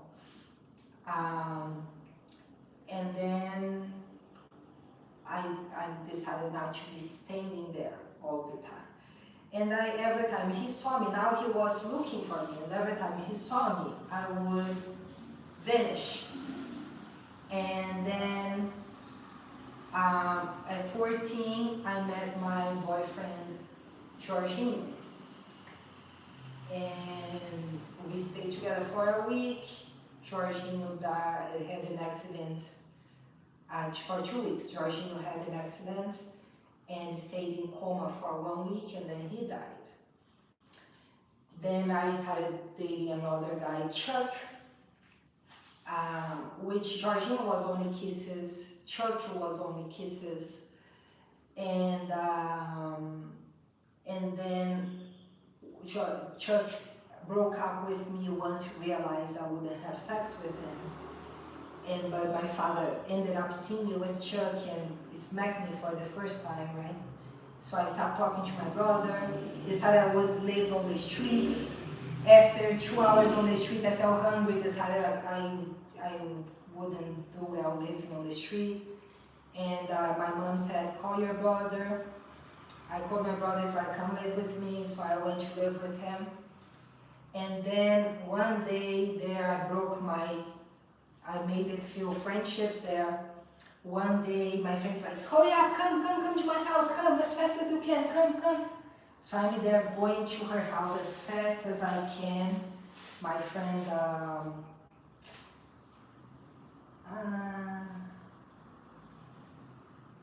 her name just disappeared from my brain. But that was a friend that I liked so much. And I have a picture of us together here. And on my way running to her house, I fell and I broke my arm. Then one day, Paulo saw me on the street with my arm broken, and he grabbed me from the broken arm. And he knew, now you can't run. I'm holding your broken arm, right? So you can run. And then he said, why are you running from me? And I'm like, for no reason. He's like, I need to talk to you. I'm like, okay. He's like, let's talk at this time. I'm like, okay. So it was exactly 2 years after the first sex. And throughout those 2 years, I didn't have sex with anybody else. I didn't have sex with Jorginho. I didn't have sex with Chuck. It was just kisses. So exactly 2 years later, and now those 2 years, Paulo was chasing me, right? I spent 6 months chasing him. Now he spent 2 years chasing me. And those 2 years, I really was feeling disgusted. So I didn't have sex with Jorginho because I thought, he's gonna know I'm not virgin. I didn't have sex with Chuck because I thought, he's gonna know I'm not virgin. So But I never bled with Paulo either. During sex, I never bled, which I thought was strange, but I never bled. Then, and then I'm back with him, and I'm like, he's like, what is going on? And I'm like, I just feel embarrassed. He's like, why are you embarrassed? It's just sex. It's not an animal of 7 heads. You don't need to be embarrassed. And I know you only behave that way with me. I know you. I know you didn't behave that way with everybody, with other people either. So we got back together on that day. We had sex again exactly 2 years later. So the first sex was August 22nd of 1997. And the second sex was, no, 1997, no, 1997. And the second sex was August 22nd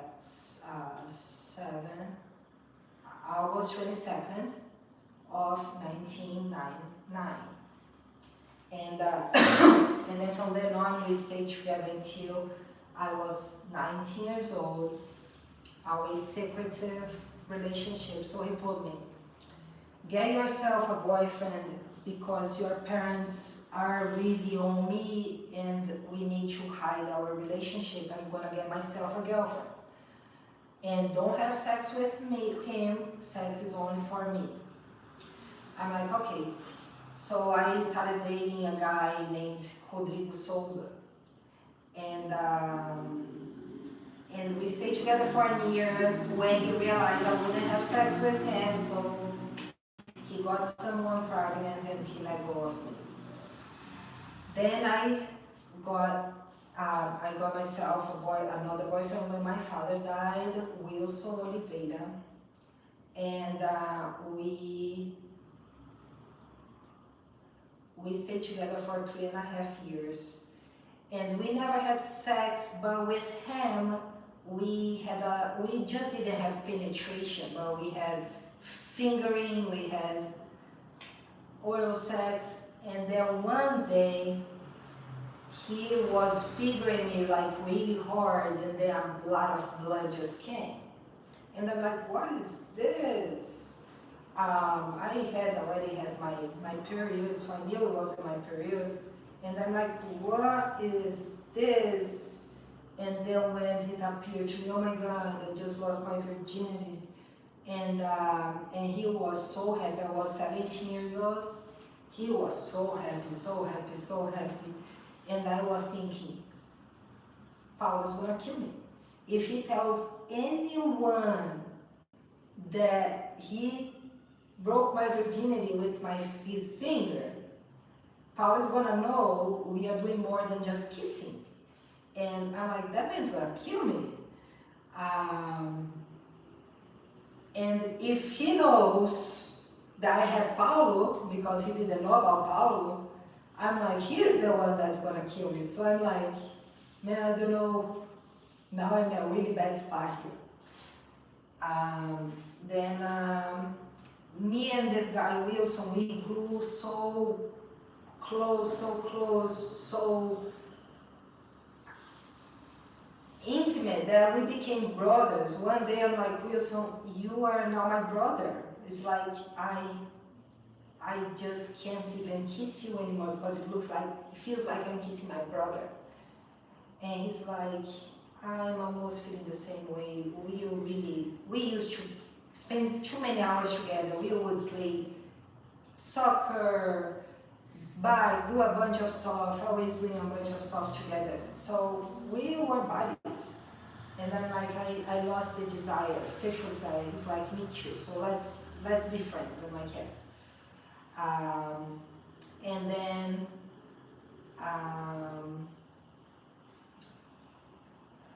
then with Paulo, when I was 19, I'm like, hey, I'm already above age. There is no reason for you to hide me anymore. And I don't care who doesn't like, I'm above age.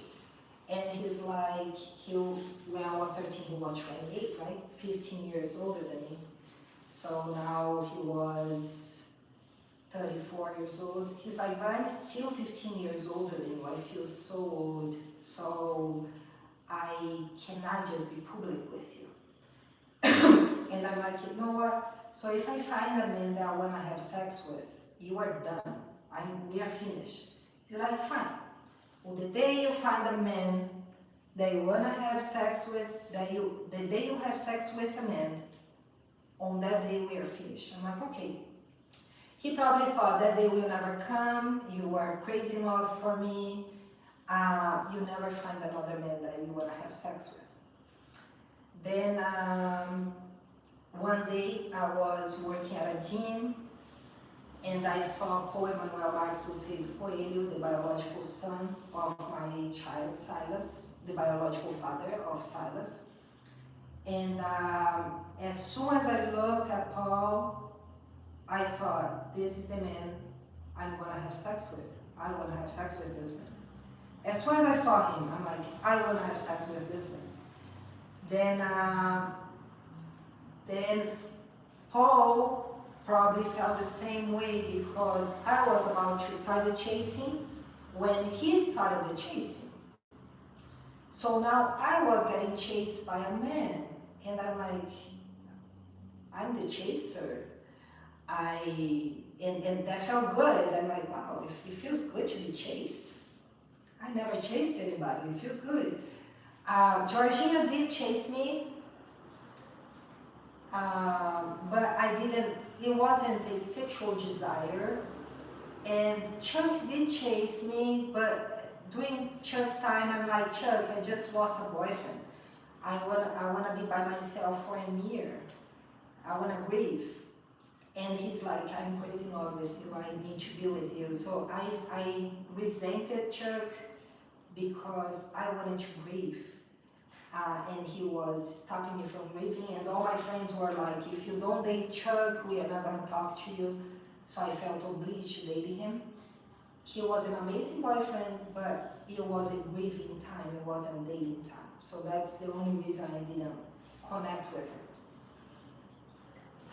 Now this guy was a grown man, just like Paul, and all muscular, and there was a sexual desire going on. So I'm like, it's different, and I'm like, wow, this man desires me too. It's not just me desiring. I think the chase was a sexual chase, like I'm being sexually desired. With Paulo, he escaped from me as much as he could. He's like, you are a little girl, like you are not a woman. It's like, get out of me, you can put me in jail.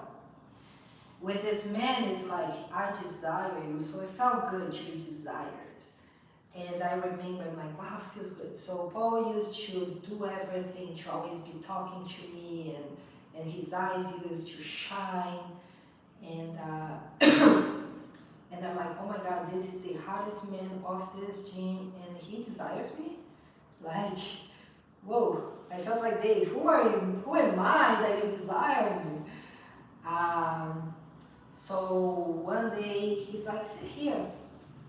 And he's like, do you have a boy, do you have a boyfriend? I'm like, no. And he's like, what do you like doing? Oh, I like dancing. He's like, what is your favorite color? I'm like, blue. He's like, so how about you put on a blue dress today and I bring you out dancing? And I thought, who are you to tell me what to wear? I was as feminist as it gets. But I just thought that, I didn't say it. And I'm like, that's fine. And he's like, okay, I pick you up from home, at your home at this time. And we talk to your parents to see if they let you go out with me, and then we go. And then I thought, do you think I'm a little kid to ask permission from my parents to go out? But again, I just thought that. I'm like, okay. So I put on jeans, a pink shirt, sneakers, and when he saw me, he looked at me, beautiful, with like a disgusting face. Beautiful. Then he's like, let me talk to your parents. I'm like, no, I'm ready to go. He's like, I'm not going anywhere before I talk to your parents first. And I'm like, I'm a grown up, 19 years old, I'm ready to go.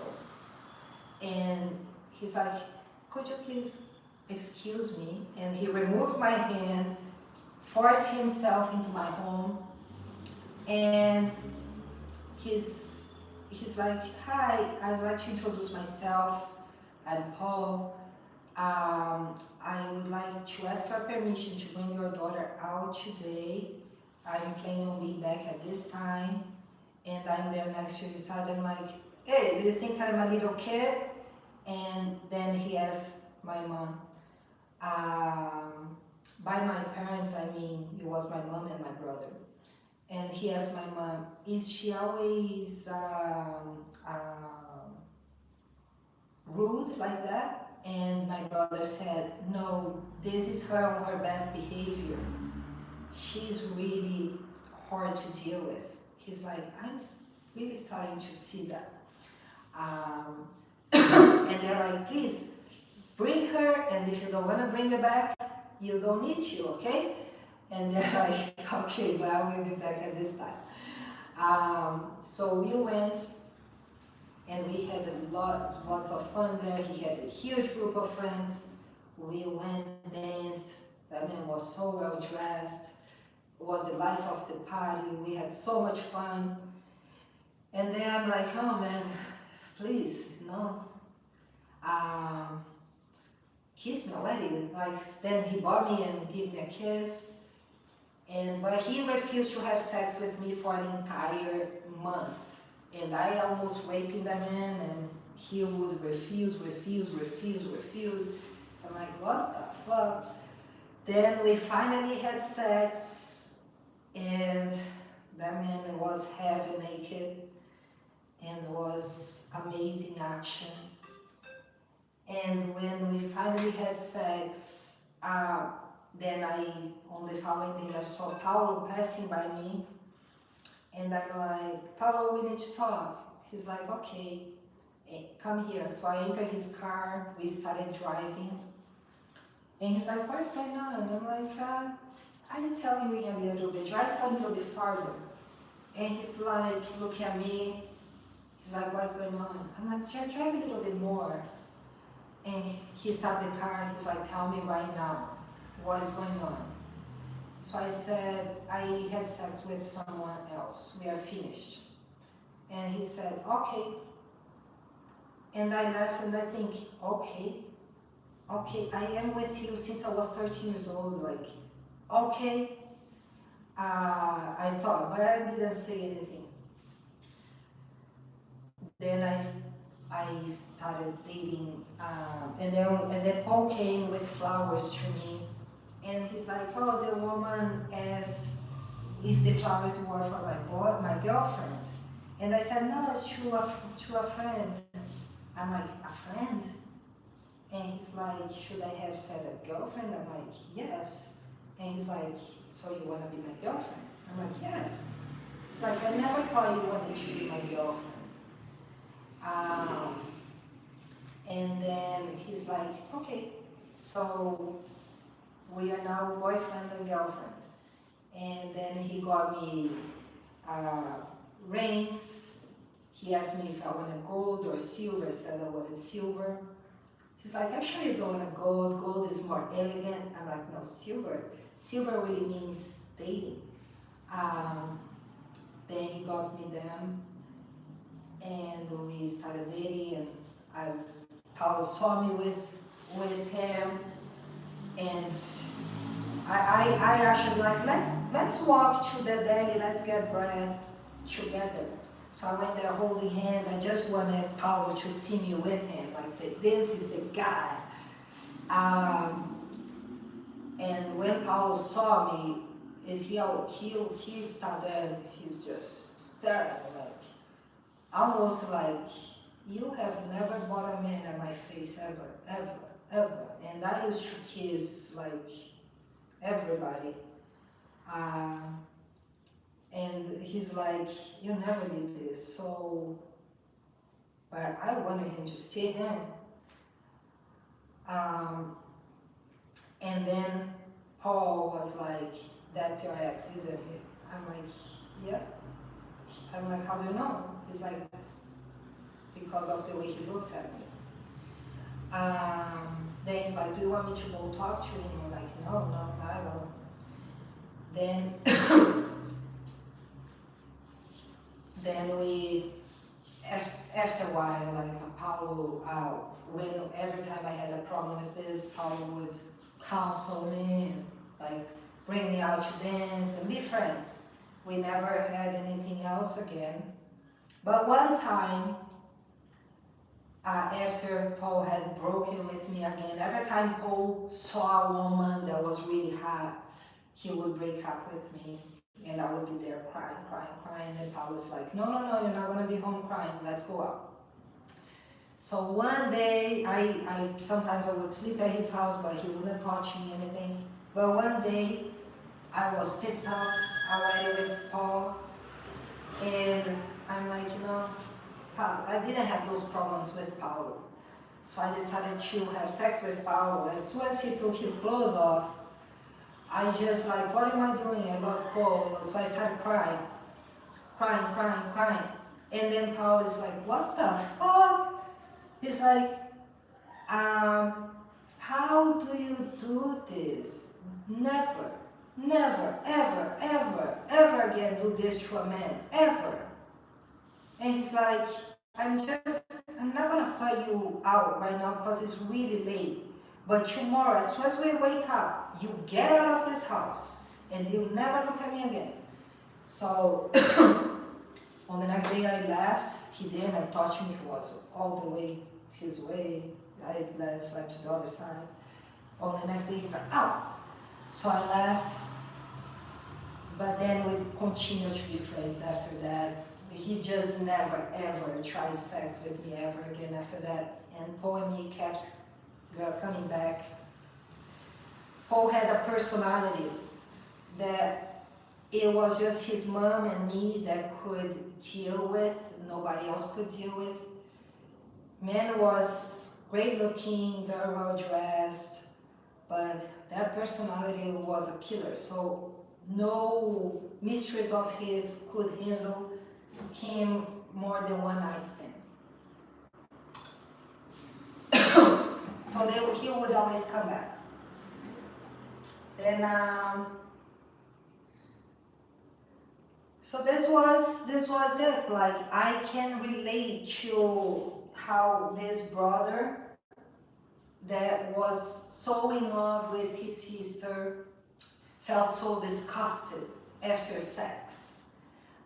He really, I had this experience with Paulo, that feeling of sin. Oh my God, I sinned. Then on chapter 14, we talks about Absalom returns to Jerusalem, and now Absalom starts trying to be king, and eventually he gets killed. So that promise we saw that God would make a war inside David's own household because of his sin with Bathsheba is in place here.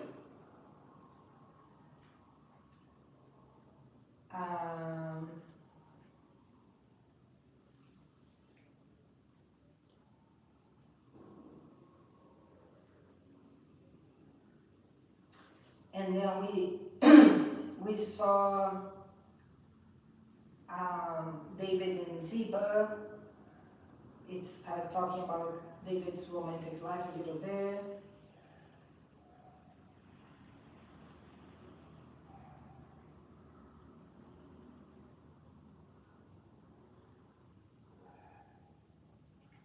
And then Sheba rebels against David on chapter 20. The Gibeonites advance on chapter 21, so it starts war again. And then that is the first song of praise we see from David, because that is Psalms, that's all the songs of David. But here on 2 Samuel, we see it. We saw a prayer of David that was like a song, but this one is titled Song of Praise. So let's read this one. It's on chapter 22, 2 Samuel 22. David sang to the Lord the words of the song when the Lord delivered him from the hands of his enemies and from the hand of Saul. He said, "The Lord is my rock, my fortress, and my deliverer. My God is my rock, in whom I take refuge, my shield and the horn of my salvation. He is my stronghold, my refuge, and my Savior. From violent people you saved me. I call to the Lord, who is worthy of praise, and have been saved from my enemies. The waves of death swirled about me. The torrents of destruction overwhelmed me. The cords of the grave coiled around me. The snares of death confronted me. In my distress I called to the Lord. I called out to my God. From his temple he heard my voice. My cry came to his ears. The earth trembled and quaked. The foundations of the heavens shook. They trembled because he was angry. Smoke rose from his nostrils. Consuming fire came from his mouth. Burning coals blazed out of it. He parted the heavens and came down. Dark clouds were under his feet. He mounted the cherubim and flew. He soared on the wings of the wind. He made darkness his canopy around him. The dark rain clouds of the sky, out of the brightness of his presence, bolts of lightning blazed forth. The Lord thundered from heaven. The voice of the Most High resounded. He shot his arrows and scattered the enemies. With great bolts of lightning, he routed them. The valleys of the sea were exposed, and the foundations of the earth lay bare. At the rebuke of the Lord, at the blast of breath from his nostrils, he reached down from the high and took hold of me. He drew me out of deep waters. He rescued me from powerful enemy, from my foes who were too strong for me. They confronted me in the day of my disaster. But the Lord was my support. He brought me out into a spacious place. He rescued me because he delighted in me. The Lord has dealt with me according to my righteousness. According to the cleanness of my hands, he has rewarded me. For I have kept the ways of the Lord. I am not guilty of turning from my God. Now, David has a very dirty hand, right? I already started with 100 blood and kept going. And he's saying here, the Lord has dealt with me according to my righteousness, according to the cleanness of my hands, he has rewarded me. For I have kept the ways of the Lord, and I'm not guilty of turning from my God. That already means that, when his hands were dirty, he got punished. But that everything he did was with good intentions, and even when he was punished, he never turned away from God. Sometimes, I'm just reading my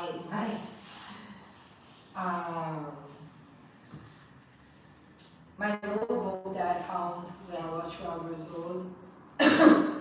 I saw the relationship that I used to have with my second oldest sister. And I'm like, oh, she was good to me like a mother that back then. Um, and I'm like, wow, our relationship took such a bad turn, but I'm like, I can't just be focusing on the bad things. I'm glad I got to remember, I got to see this phase, to be remembered of this phase. Um, and David is here, he experienced the good of God, and he's saying, when I experienced the bad, I didn't turn away. It didn't change my relationship with him. It did, when my sister gave me her bad side, it did change my relationship with her. David, when he received the bad side from God, it didn't change his relationship with him.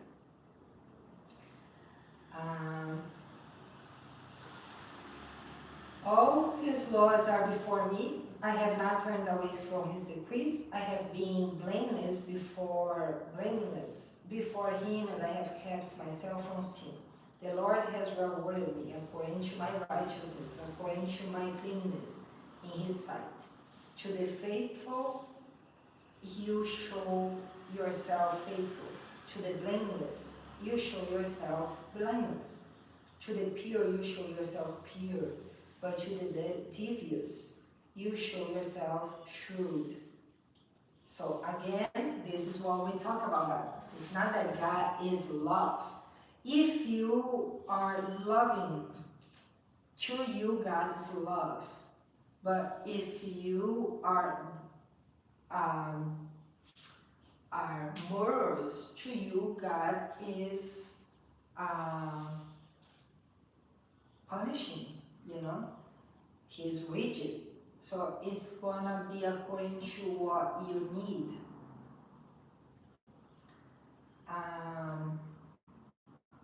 I am like this myself. There are people that will say, oh my God, she's an angel. She's God's gift to this earth.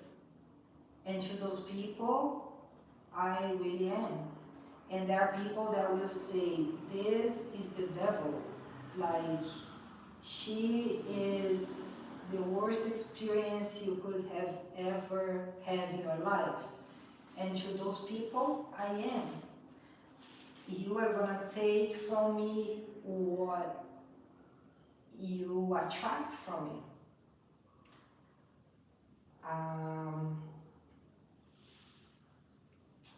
You save the humble, but your eyes are on the haughty to bring them low. You, Lord, are my lamp. The Lord turns my darkness into light. With your help, I can advance against a troop. With my God, I can scale a wall. As for God, his way is perfect. The Lord's word is flawless. He shields all who take refuge in him. For who is God besides the Lord? And who is the rock except our God? Is it God who earns me with strength and keeps my way secure? He makes my feet like the feet of a deer. He caused me to stand on the heights. He trains my hands for battle. My arms can bend and bow of bronze. You make your saving help my shield. Your help has made me great. You provide a broad path for my feet, so that my ankles do not give away. I pursued my enemies and crushed them. I did not turn back till they were destroyed. I crushed them completely and they could not rise. They fell beneath my feet. You armed me with strength for battle. You humbled my adversaries before me. You made my enemies turn their backs in flight, and I destroyed my foes. They cried for help, but there was no one to save them. To the Lord,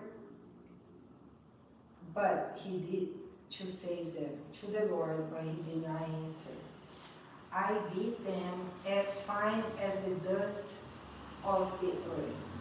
I pounded and trampled them like mud in the street. You have delivered me from the attacks of the peoples. You have preserved me as the head of nations. People I did not know now serve me. Foreigners cowered before me. As soon as they hear of me, they obey me. They all lose heart. They come trembling from their strongholds. The Lord lives. Praise be to my rock. Exalted be my God, the rock, my Savior. He is the God who avenge me, who puts the nations under me, who sets me free from my enemies. You exalted me above my foes. From violent men you rescued me. Therefore I will praise you, Lord, among the nations. I will sing the praise of your name. He gives his king great victories.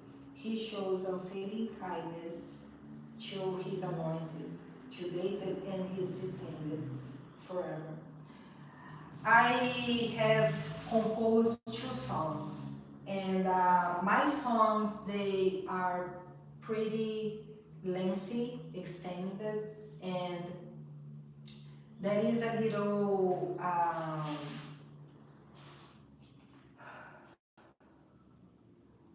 just one part that I kind of repeat maybe once or twice, but all the other words, they are new words, and that falls a little bit out of the pattern of music today.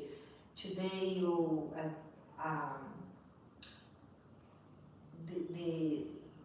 the lyrics, they are short and they repeat once or twice to help people memorize them, right? But here we see that this is a song and nothing got repeated, and it was very extensive. So I can only imagine King David singing this, what kind of song this was. Like, it's really hard to imagine this as a song. David enrolls the fighting men on the 24th. And this is the very last chapter of the book. Because it's the very last chapter, let's read it. David enrolls the fighting men.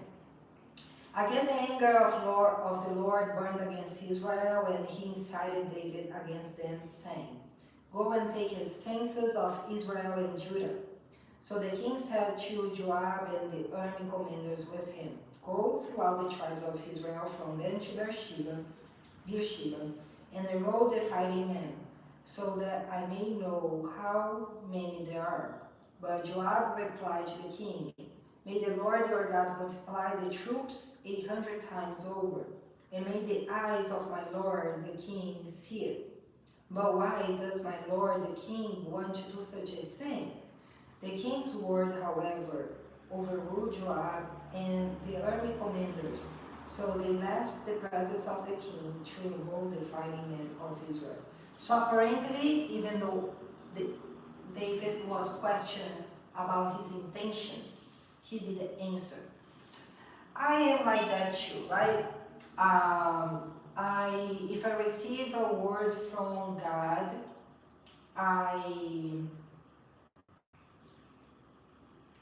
I don't care who is in pro or who is against. It came from God. Why do I care, right? Just like about my clothes.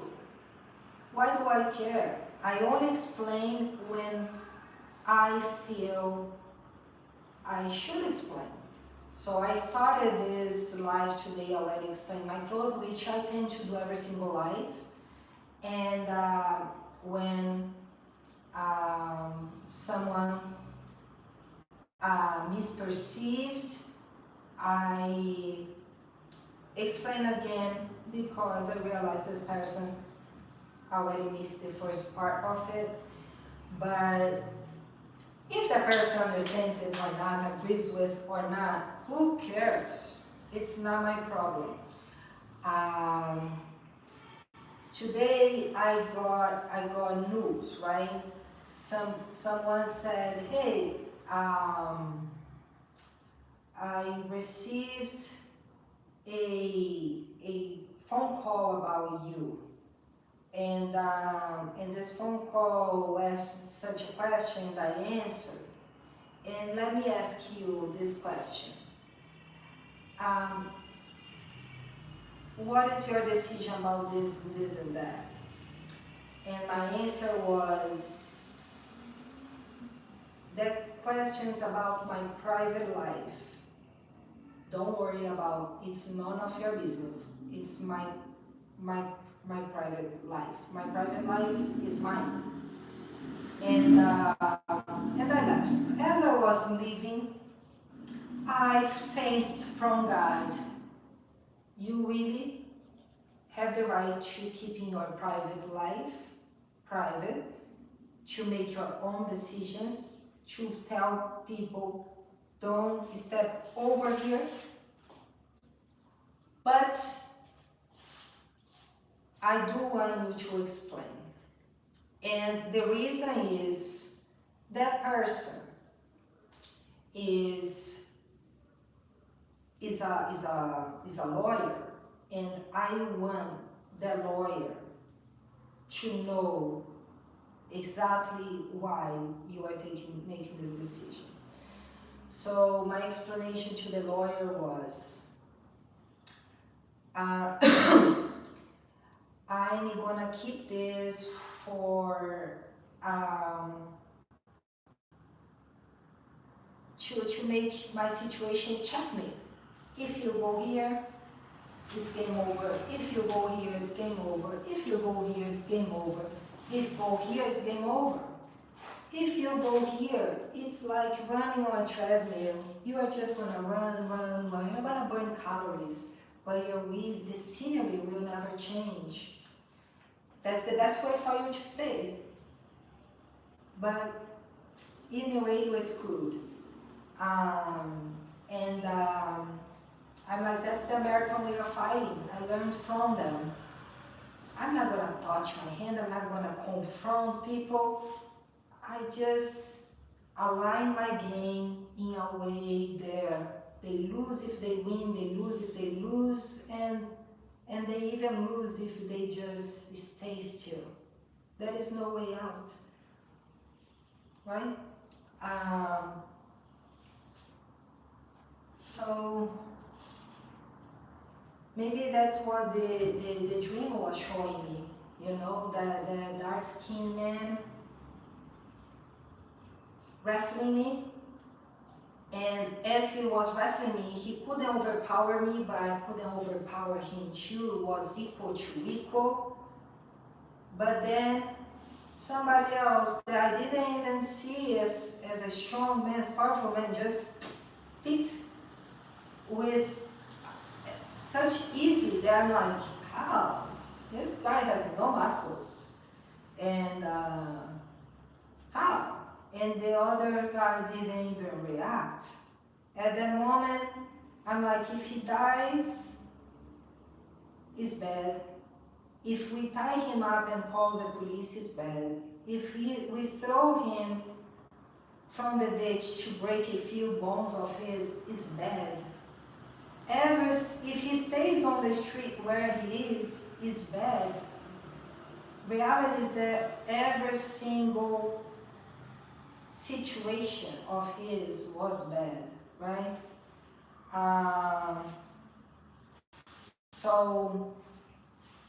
But it's good to know what you should tell people or not tell people. It's true. It's good to have the ability to say yes and to say no. Say, hey, this is my life. And then I just explain, I don't like people getting into my personal life. My personal life is mine, and I don't give this right to anyone. I refrain from getting into people's life because I really despise people getting into my life. And he's like, no, I'm not getting into my life. I'm like, I'm not saying you are. I'm just explaining to you that I don't talk about my personal decisions because it's nobody's business. I am a grown-up woman. I waited from the time I was 12 years old, more precisely the time I was 13 years old, to be a fully grown woman, to be able to say I do whatever I want. I was 18, I could already have proclaimed that. When I was 19, that I'm like, hey, wait a minute, I'm 19, why am I hiding? And when that very person said, oh no, but it's never gonna change the age difference between me, it will never change. So what you want will never happen.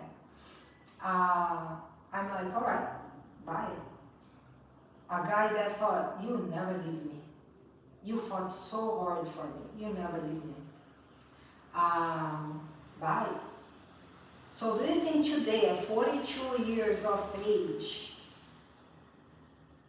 I'm gonna let people think they just can? Ask questions, doubt, like confront my decisions. Hey, I fought so hard to be here. I earned this position. I'm gonna stay on this side of the fence because this side of the fence belongs to me. And I won't explain anything. Now, on the same token, just like in David, God is ahead of me and I will always bow to him. And if he tells me, you are right, I totally agree with you, but I actually want I put this person in your life for a reason. That's my appointed lawyer to your case. That's the man that's going to settle your case. And now I understand the dream. That was the settlement of the case.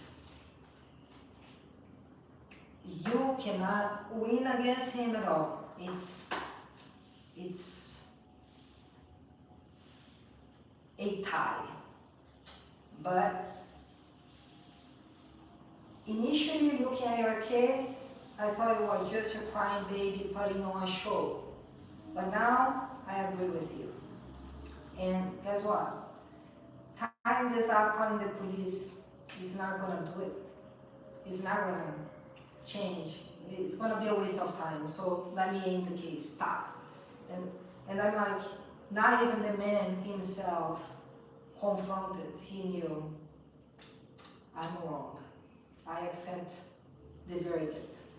So it's important to say, man, who are you to confront the king? Because the King David would have never confronted Saul on a decision of his. So now he knows the king is me. Who are you to confront me? It's just like, I want to acknowledge it. And the man realized, all right, let me go. The king's word, however, overruled Joab and the army commanders. So they left the presence of the king to enroll the fighting men of Israel. After crossing the Jordan, they camped near Aurora, south of the town in the gorge, and then went through Gad and on to Jazer.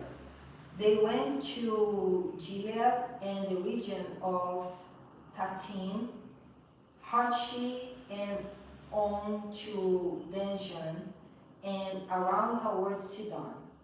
Then they went toward the fortress of Tyre and all the towns of the Havites and Canaanites. Finally, they went on to Beersheba in the Negev of Judah. After they had gone through the entire land, they came back to Jerusalem at the end of 9 months and 20 days. Joab reported the number of the fighting men to the king. In Israel there were 800,000 able-bodied men who could handle a sword, and in Judah 500,000. David was conscience stricken after he had counted the fighting men. And he said to the Lord, I have sinned greatly in what I have done. Now, Lord, I beg you, take away the guilt of your servant. I have done a very foolish thing. Take away the guilt. You know, in criminal justice, we call this guilty man of wrath. You commit a crime or a sin, and now, maybe even if nobody saw, nothing happened, it follows you, it stays with you, it consumes you, and you go crazy. And it happens to everybody, to judges. We are going to see here in this very book, this happening to a judge, and to police officers, to regular people, all people. And this is God bringing to you, hey, you committed a sin. Like the story I told you about my first night. What I think that the sin was, in order for me to make my dream of losing my virginity with that particular man come true, I put my entire family to sleep. You know, on that day, my mom went to the hospital. It's like, she could have died. She went to the night to the hospital, I doubled her medication. She could have died. And I didn't even know, right, what I was doing. But God's like, hey, you almost murdered your family for your night of sex, you know? So that was guilty. And here David acknowledges, God, if I'm guilty, if I'm feeling guilty, it's because you are blaming me for my sins. And if you are blaming me for my sins, only you can free me from this guilty. And had that man chased me and asked me what's going on, why you were running away from me, I would have never gone back to him, ever. So when he chased me and I told him I'm feeling guilty, and then he's like, you don't have to, because I was the man there with you, and I'm not blaming, I'm not judging. In the contrary, up to that day, I wanted nothing with you, and it was on that day that I fell in love with you. So, so clearly you didn't do anything embarrassing, right? Then let's see here what happens here. Before David got up the next morning, the word of the Lord had come to Gad the prophet, David's seer. Go and tell David, this is what the Lord says. I am giving you 3 options. Choose one of them for me to carry out against you. So God is telling him, hey, you're going to be punished. But you're going to be punished in one of those 3 ways. Just like in the dream again, that guy, the driver of the white van, let me know, the guy's gonna be punished. And let's choose what to do. Either kill him or, tidying up is not gonna be a choice to wait for the police, because I'm not gonna wait for the police to take care of this, and I'm not gonna take a chance of leaving him near you and be able to attack you again. Or we throw him, and if he dies, he dies. If he lives, he lives. So let's see, God's telling him, you're going to be punished, but I let you choose your punishment. So Gad went to David and said to him, shall there come on you 3 years of famine in your land? Or 3 months of fleeing from your enemies while they pursue you? Or 3 days of plague in your land? Now then, think it over and decide how I should answer the one who sent me. David said to Gad, I am in deep distress. Let us fall into the hands of the Lord, for his mercy is great. But do not let me fall into human hands. So the Lord sent a plague on Israel from the morning till the end of the time designated. And 70,000 of the people from Dan to Beersheba died. Only 3 days of plague, he killed 70,000. When the angel stretched out his hand to destroy Jerusalem, the Lord relented concerning the disaster and said to the angel who was afflicting the people, enough. Withdraw your hand. The angel of the Lord was then at the threshing floor of Araunah, the Jebusite. Now I ask you, was this angel Lucifer, the devil?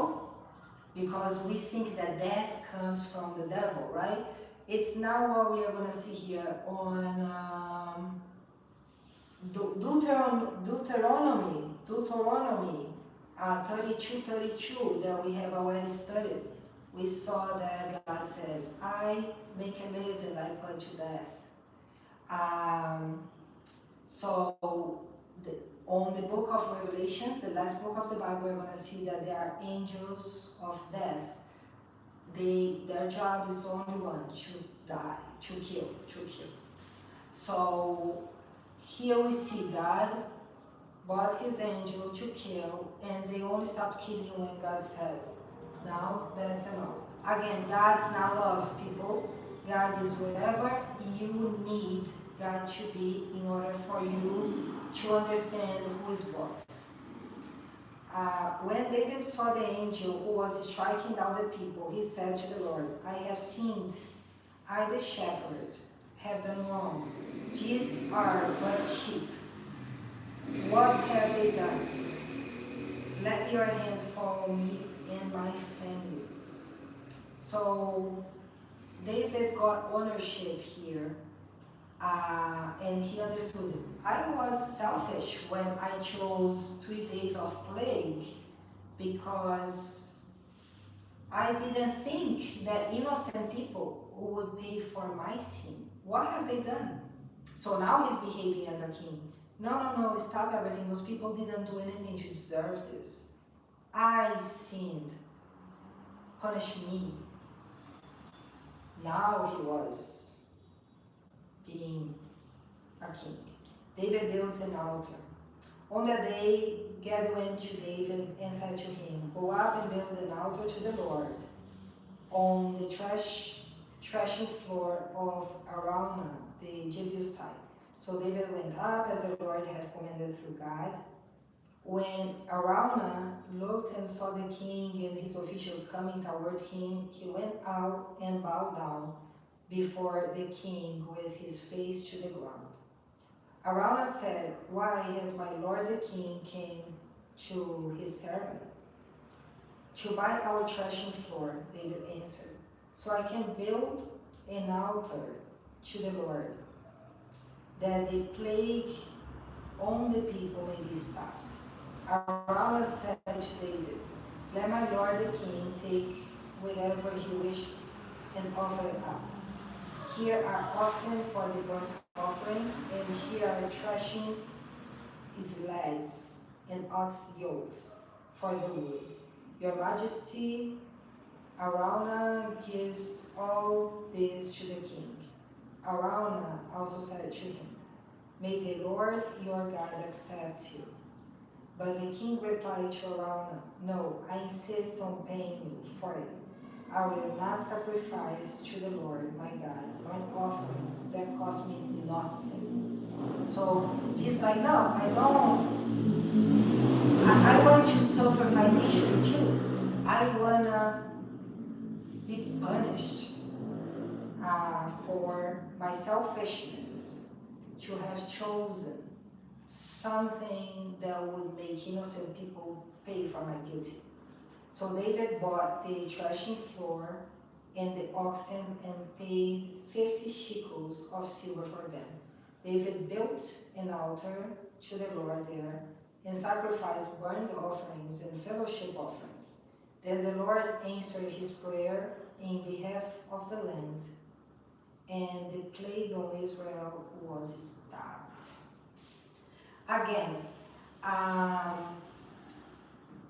in the past, that's how they used to do. They used to have a burnt offering, get an animal, and kill the animal in order to be free of their sins. So the animal was blameless and was now carrying upon himself their sins. There was a right way of doing this. In some books we saw that, on 1 Samuel, we saw that they used to do this as they wanted. Okay, I sin, I'm gonna get this animal, that animal, I'm gonna kill, and God's like, did you consult me? Did I told you that this was the way of doing it? It's unacceptable. On the very first book of Genesis, we saw that there were two brothers, Cain and Abel, giving offerings to God, and Cain offered meat while Abel offered vegetables. It wasn't about meat or vegetables. God accepted the vegetables, not the meat. It wasn't because it was vegetables and rejected because it was meat. It was because of obedience, of intimacy, of prayer. I'm talking to you, what do you want? Today I was talking to someone who told me, I absolutely hate when people give me money. I think, buy me something, a shirt. And I thought, oh my God, there is no better present for me than money. I always think, why you didn't just give me the money so I can do whatever I need to do with this money?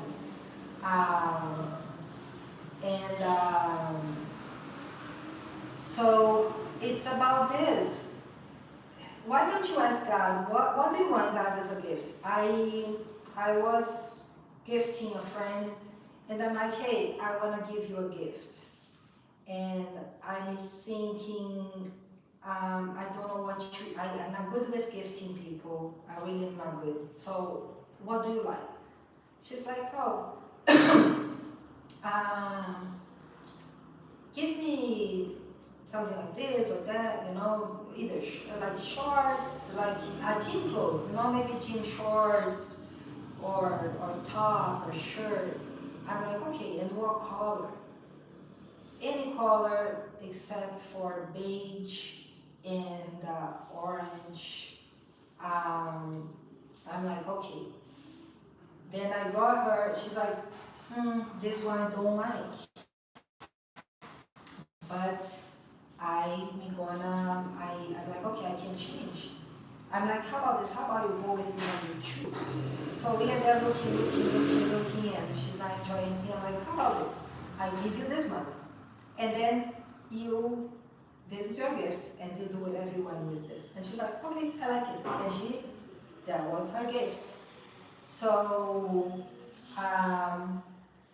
that ended up being the gift that I gave her the money. That was her choice. So this is what God means here. Ask me what gift I want. Don't just do it, just like I did with my mom. It's not that the medicine to sleep was bad. She takes medicine to sleep every night anyway.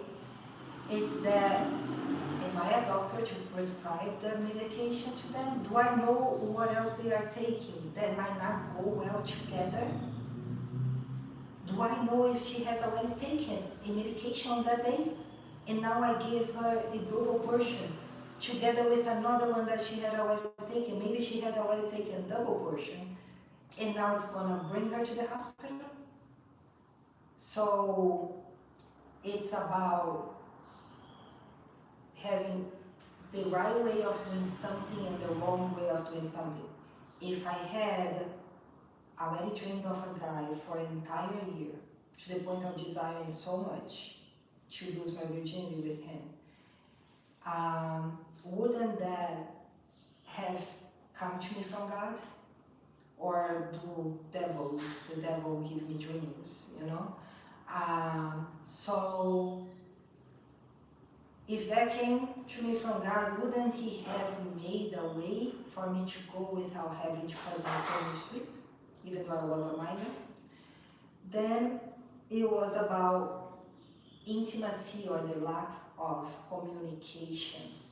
It's almost like you are with a woman that you are starting a relationship with, you are giving her vibes that you want to have a relationship with, and you say, hey, I want to go for a trip, you know? And there are some experiences I still want to have. I really like German women, and I really want to be with one. Já estou quase acabando a minha live aqui. e aí, so, okay, I understand, I respect, go there, have your fun. I'm gonna be here waiting for you, okay? Just don't stop contact with me. Chat a little bit. Daily, it doesn't hurt you to chat for 15 minutes with me, right? And when you go there, can you be kind of discreet? Do you really need to be shoving all your affairs publicly so I can be seeing it and feel like you are punching my face? Can't you handle them and me simultaneously, each on their own place? Can't we just say, hey, how about this? I will go there, I'm gonna have a little fun, stay here, have your fun too. Can you just make me feel like if I am with anybody else, we are finished? Meanwhile, you are showing that you are with everything that moves around you. So it's about communication, it's about doing what God wants you to do and not doing what you think is right. And again, this is just another book that shows us the New Testament. On the New Testament, Jesus, who was a sin-free, half man, half God, would offer himself for our sins. So now all we have to do is acknowledge that he sacrificed himself for our sins and we are free. All we have is the ability to talk to God himself through his son, Jesus.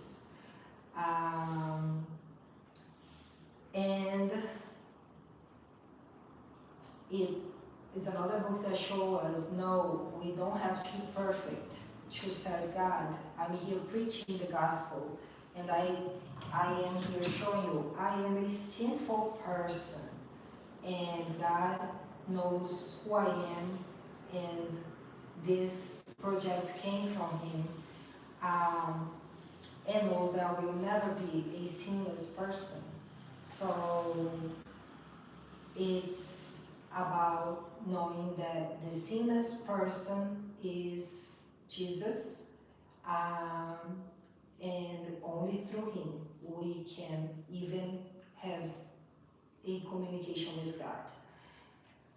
So every time you read the Old Testament, just keep in mind, it's showing you what is going to happen on the New Testament, the change of heart, the change of circumstance, how things used to be, how things will be.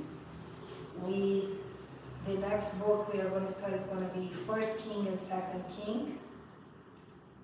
They are also lengthy books, just like this one. So I encourage you to, um, let me see, to read maybe like 5 chapters each day, starting today. So by next week we can be finished with First Kings. And when I'm here talking, maybe you guys can participate about the book instead of focusing on my clothes, right?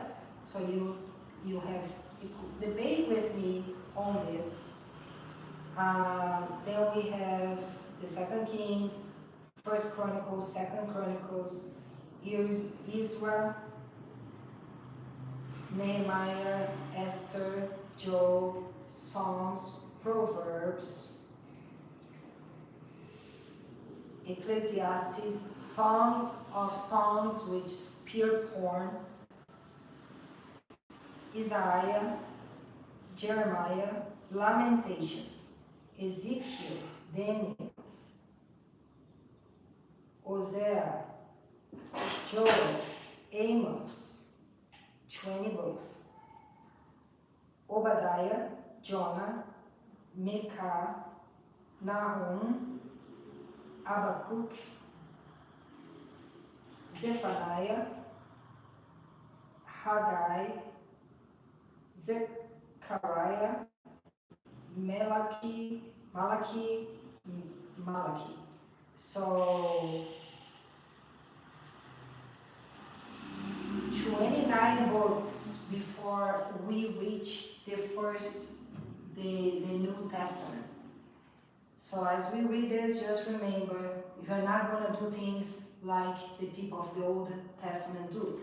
You're just going to remember that everybody was sinful, they still had a relationship with God, that God was talking to them through animals, to be always cleaning them from their sins. In the New Testament, God talks to them through Jesus that sacrificed himself just once, and now just the acknowledgement of his name always cleans them with blood so they can talk to God. So it's just a teaching for the New Testament, That's it. There won't be a song today, guys, even though YouTube stopped labeling my songs copyright. Thank God. Today I won't sing, but start your studies today, 5 chapters per day. It takes 15 minutes before you go to sleep. It's great for your sleep. It really makes you turn off before you go to sleep. Remember to pray at night time. Tell Jesus, hey Jesus, help me dream. Know what you want me to do, what you want me to know through dreams. Remember those dreams, understand those dreams, and when you wake up, ask him, hey, I'm starting this new day. What do you want me to do today? Stay here, use me, let me live this day your way. And that's it. So when any idiot wants to confront you, you can tell them, go talk to Jesus. If you knew who Jesus is, you wouldn't have asked me such an idiot question like you did. So go talk to him, retard, because me as a mere human being, I don't have patience for people like you. God does. It takes a guy to have patience with idiots. I, a mere human being, don't have. Okay? So fuck yourself. If I'm a whore or not, it's none of your business, and I couldn't care less what you think of me. Okay? For everybody else, thank you for all the kind words, for all the highs, and I hope to see you all on my Instagram. Again, Lotus Book Clubs. Lotus is the flower Lotus, L-O-T-U-S.